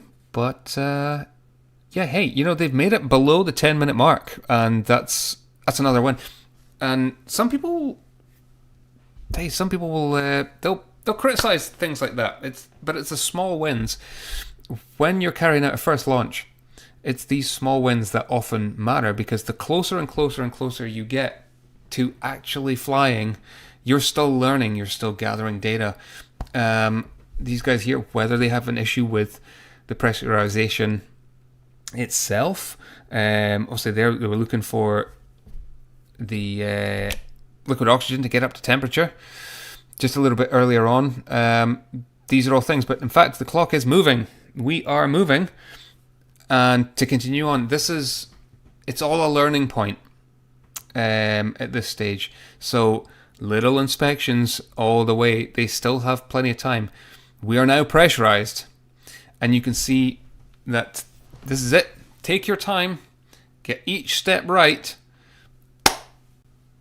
and then fly. 8 minutes and 50 seconds. Propellants are loaded. The launch pad is secure and tanks are pressurized. And our little drone friend is somewhere flying around. And we'll keep this train rolling. We are back. Here we go. So, yeah. If anybody needs a coffee, tea, whiskey, it is Friday night after all. Grab yourself a drink in less than 8.5 minutes. Hopefully, history being made with Canada's first commercial rocket launch from a domestic spaceport. Fantastic.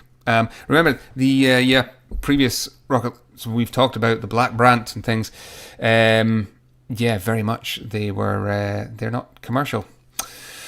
But Canada, no stranger to spaceflight activities. And this is just the latest in a long line of amazing things to come out of an incredibly beautiful country. As this rocket sits on the launch pad, constructed by NordSpace themselves, just south of St. Lawrence in Newfoundland and Labrador. Absolutely beautiful. It's been beautiful all day. It's been a long day for anybody watching, for the whole team.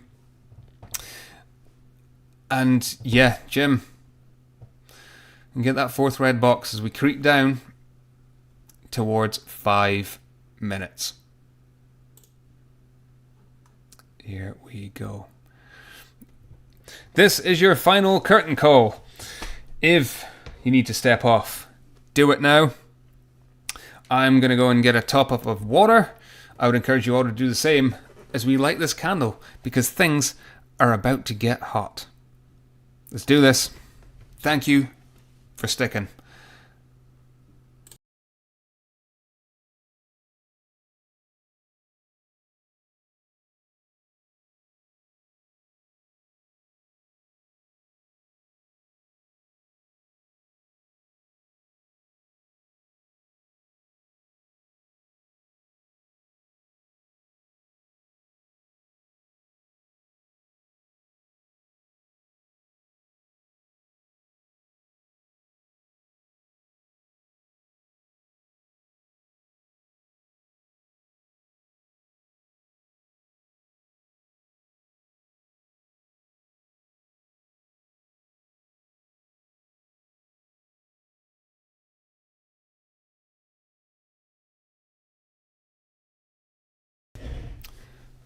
So, T-minus 6 minutes, and we're still going.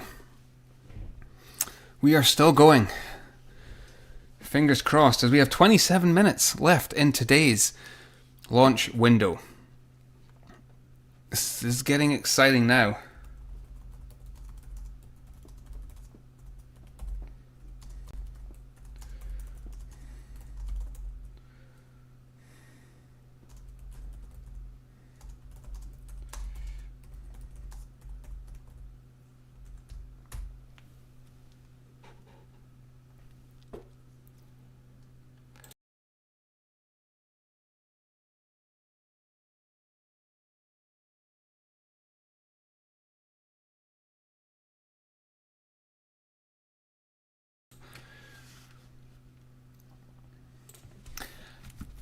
And here we are. 5 minutes. 5 minutes.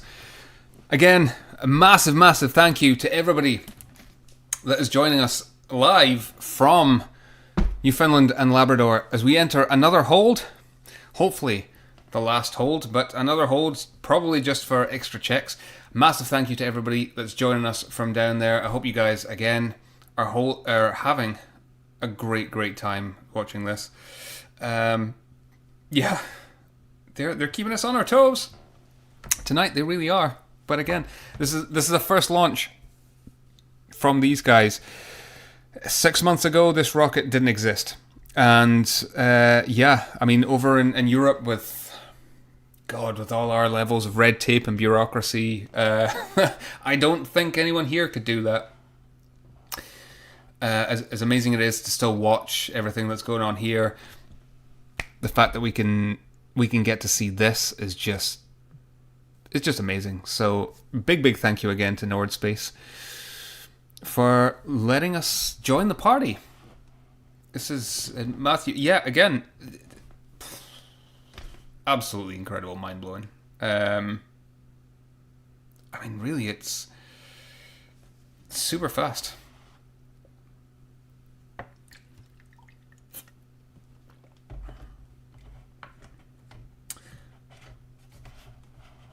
And yeah, Jim, absolutely.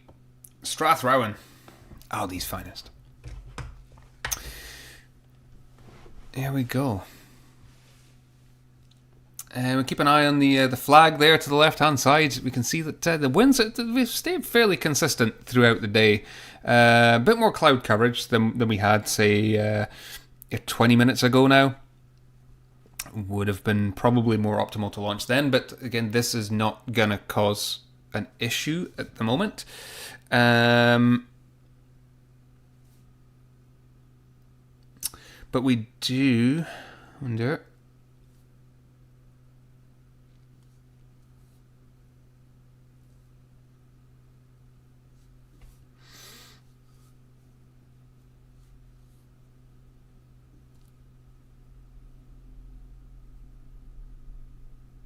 We do continue to move towards 20 minutes left of today's launch window. Look, you're absolutely right. This is one of the reasons that NordSpace have chosen, again, this site here. Just outside St. Lawrence, they deemed it the most optimal place to launch from. It sits at 46 degrees latitude. You can fly over the Atlantic in, quite a few directions and enter a safe orbit from there. They still have the option of flying north as well. As we can see, the QDs have just QD'd.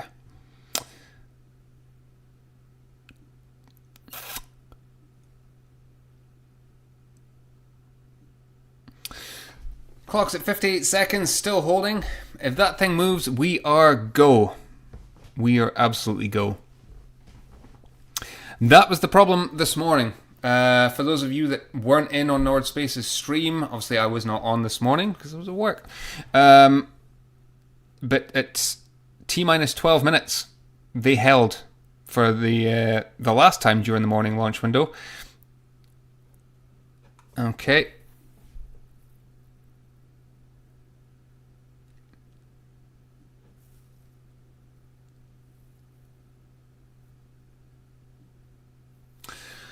So that's either engine chill, overpressure, or a false start. But that does not look good.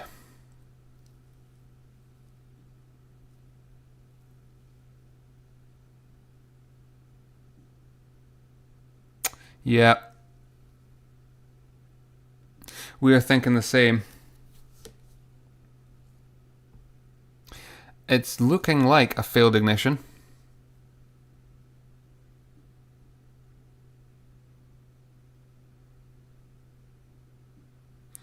But we'll wait and see. Wait and see what NordSpace have to say. We just have to remember this is it's test flight, and it's the first one they've ever tried, and they've gotten this far, which they didn't get this morning, and they've never gotten to. In fact, this morning we didn't even get to the tanks at full pressurization. There was that problem with the nitrogen quick disconnect.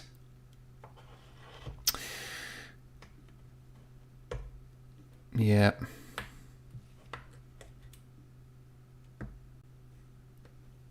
Yeah, black concept, it looks like you're right from what we're seeing.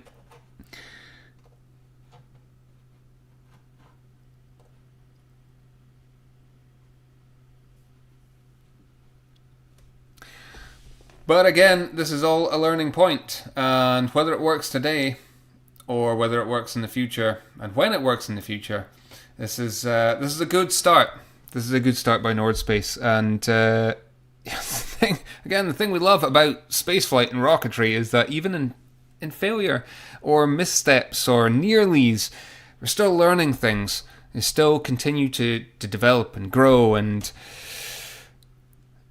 it's the whole point of we'll get it next time. We'll get it next time. But we'll wait for official word from NordSpace. See exactly what happened and what is to come next from then, when a potential further launch window will be open. This week was their most optimal. They have transported this rocket nearly 3,000 kilometers to be here. They've come a long, long way. And if they have to go back to base and do it all over again, then so be it. That's what they'll do. But at each step of the way, they will be continue to gather the data, get the information, find out exactly what went wrong. They'll fix it, and they'll be back on the pad. Own it. Hey, my dude. And Wayne, absolutely, next time. There's no time like next time. This is just part of the game. And, yeah. I'd be interested to see. I'd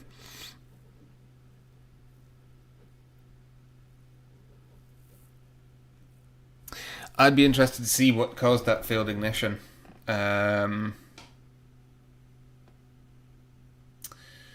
Yeah. Failed ignition, cold depress. Okay. But hey, they will go back to the drawing board.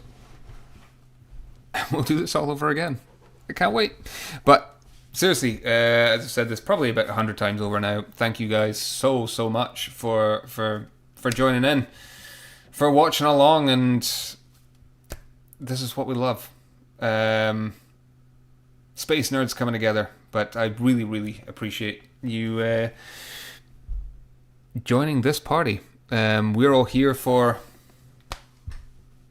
a bit of history. We're here for NordSpace. Somebody throw a match. Where's Yellow Hat from earlier? Get him back out. You can light a smoke. Because clearly, yeah, that guy, he had some guts. Yeah, sitting under a fully loaded rocket. Okay, the igniter wasn't attached, but still, it's a fully loaded rocket. He was just casually sat under it.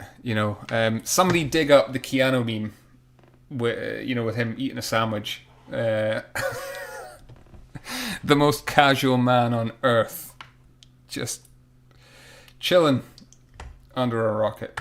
Oh, awesome. I'm so jealous. But there we go, yeah. Confirmation, it was an ignition issue. We rumbled down. There's 15 minutes left in today's launch window. And unless somebody goes up and puts the igniter back in, it's not launching today. So we can already see the frost line there, about a third of the way up the rocket. It's starting to boil off, and I can imagine they will want to make this safe, bring her back down, gather the information, everything on board, and work the problem. And this is what we do in spaceflight: work the problem. It's a first attempt, and hey, they got to 5 minutes, which was 7 minutes less than this morning, 7 minutes more than this morning. But yeah, I really appreciate you guys coming in and keeping me entertained for this evening. Black, yes, they're using Kerolox, so it's kerosene, liquid oxygen. As with everything, liquid oxygen, it's fickle.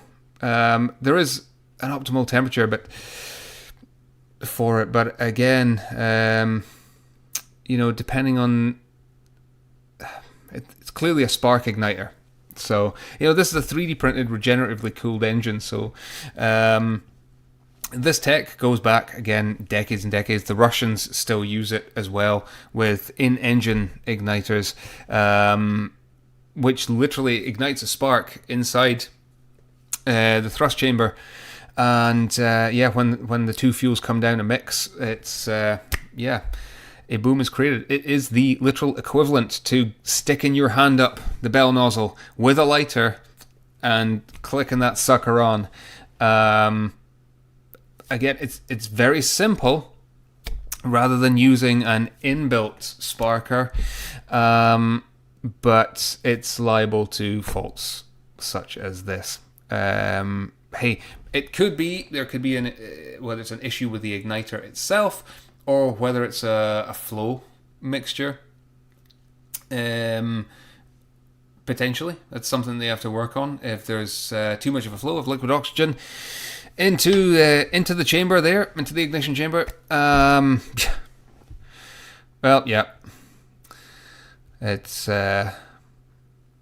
likely to lead to what you just saw. So, but no, hey, as with all you guys, we are going to be keen as all heck to learn exactly what went wrong, and they'll be back. And if it's something that's very, very simple, as it was this morning, with that breaker switch tripping the nitrogen quick disconnect line, then it's something they will come back to. Unfortunately, it looks like there will be no launch attempt tomorrow. They had their window open. The window was for this week. They had it originally planned in their schedule to launch on Monday, but the after effects of Hurricane Erin unfortunately meant Monday and Tuesday were no longer possible. Wednesday, well, they used that for wet dress rehearsal. Yesterday, Thursday, wasn't as optimal as today, and it makes me wonder if, potentially, if they would have given yesterday a try anyway. I don't know, maybe one of the guys there can tell me exactly what the weather was like over in Canada there. Owen, again, thank you so much, dude. Enjoy the rest of your evening. Appreciate you being here. But yeah, if you can kind of maybe fill us in on what the weather was like yesterday and why they chose not to. Today, yes, was the most optimal day as far as weather is concerned, according to their range safety officer.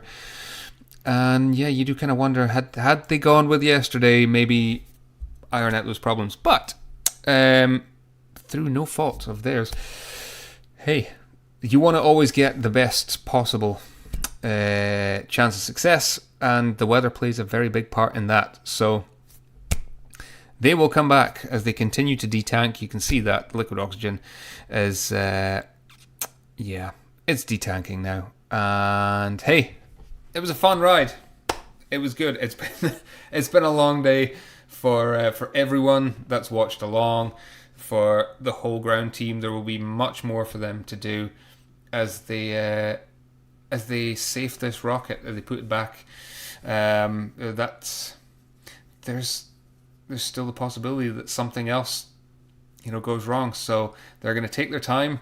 They're going to detank. They're going to vent off, and they'll be back, and we'll play the game again, because this is spaceflight, and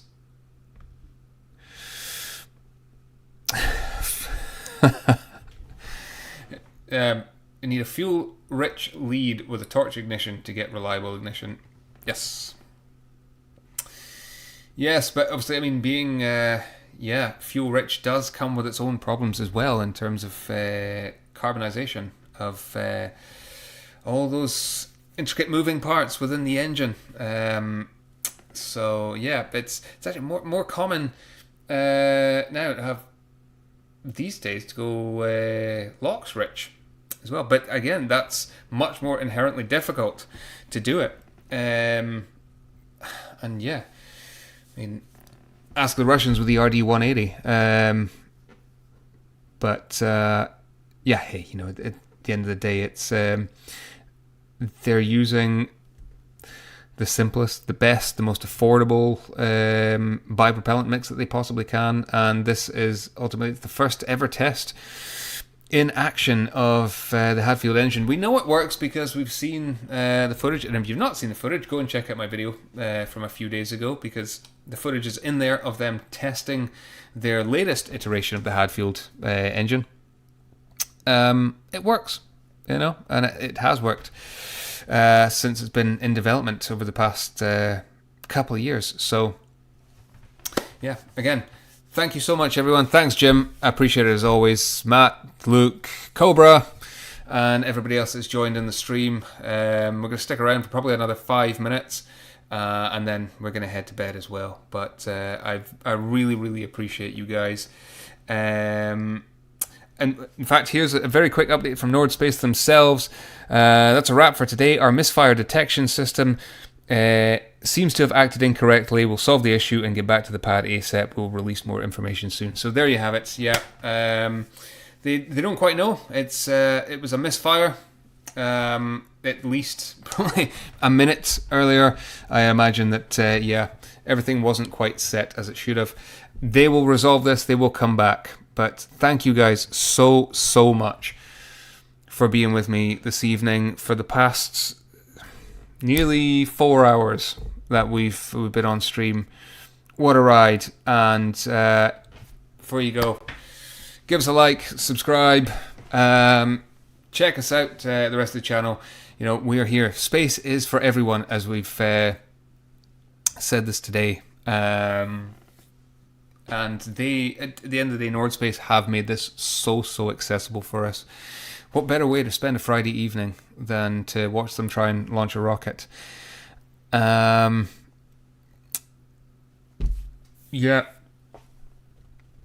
Black, potentially. This is maybe something they will look at doing. In Bell igniters, yeah, maybe. But as you can see, that's it from NordSpace. So it has indeed been a long day for the team. They've been up since 5 a.m. or they've been on the pad since 5 a.m. this morning. I imagine they will want to safe this thing, bring it down, and get themselves a break. If anybody is in the area, get them a double-double for their troubles. But until next time, thank you so much for sticking with me. Thank you so much to everybody that's in the area for watching. We will be back if and when we can to do this all over again, because this is Rocketry, and I like nothing more than space rocks and punk rock, and these guys have been great today, as have you. I've had an absolute blast. So thank you so much, and thank you, Dixie, thank you, Andrew, Black, Luke, Matt, everybody from the area as well. I very much appreciate it. Go and get some sleep. Until next time, I've been Tom June. Thank you so much for watching, and we'll see you again. Good night.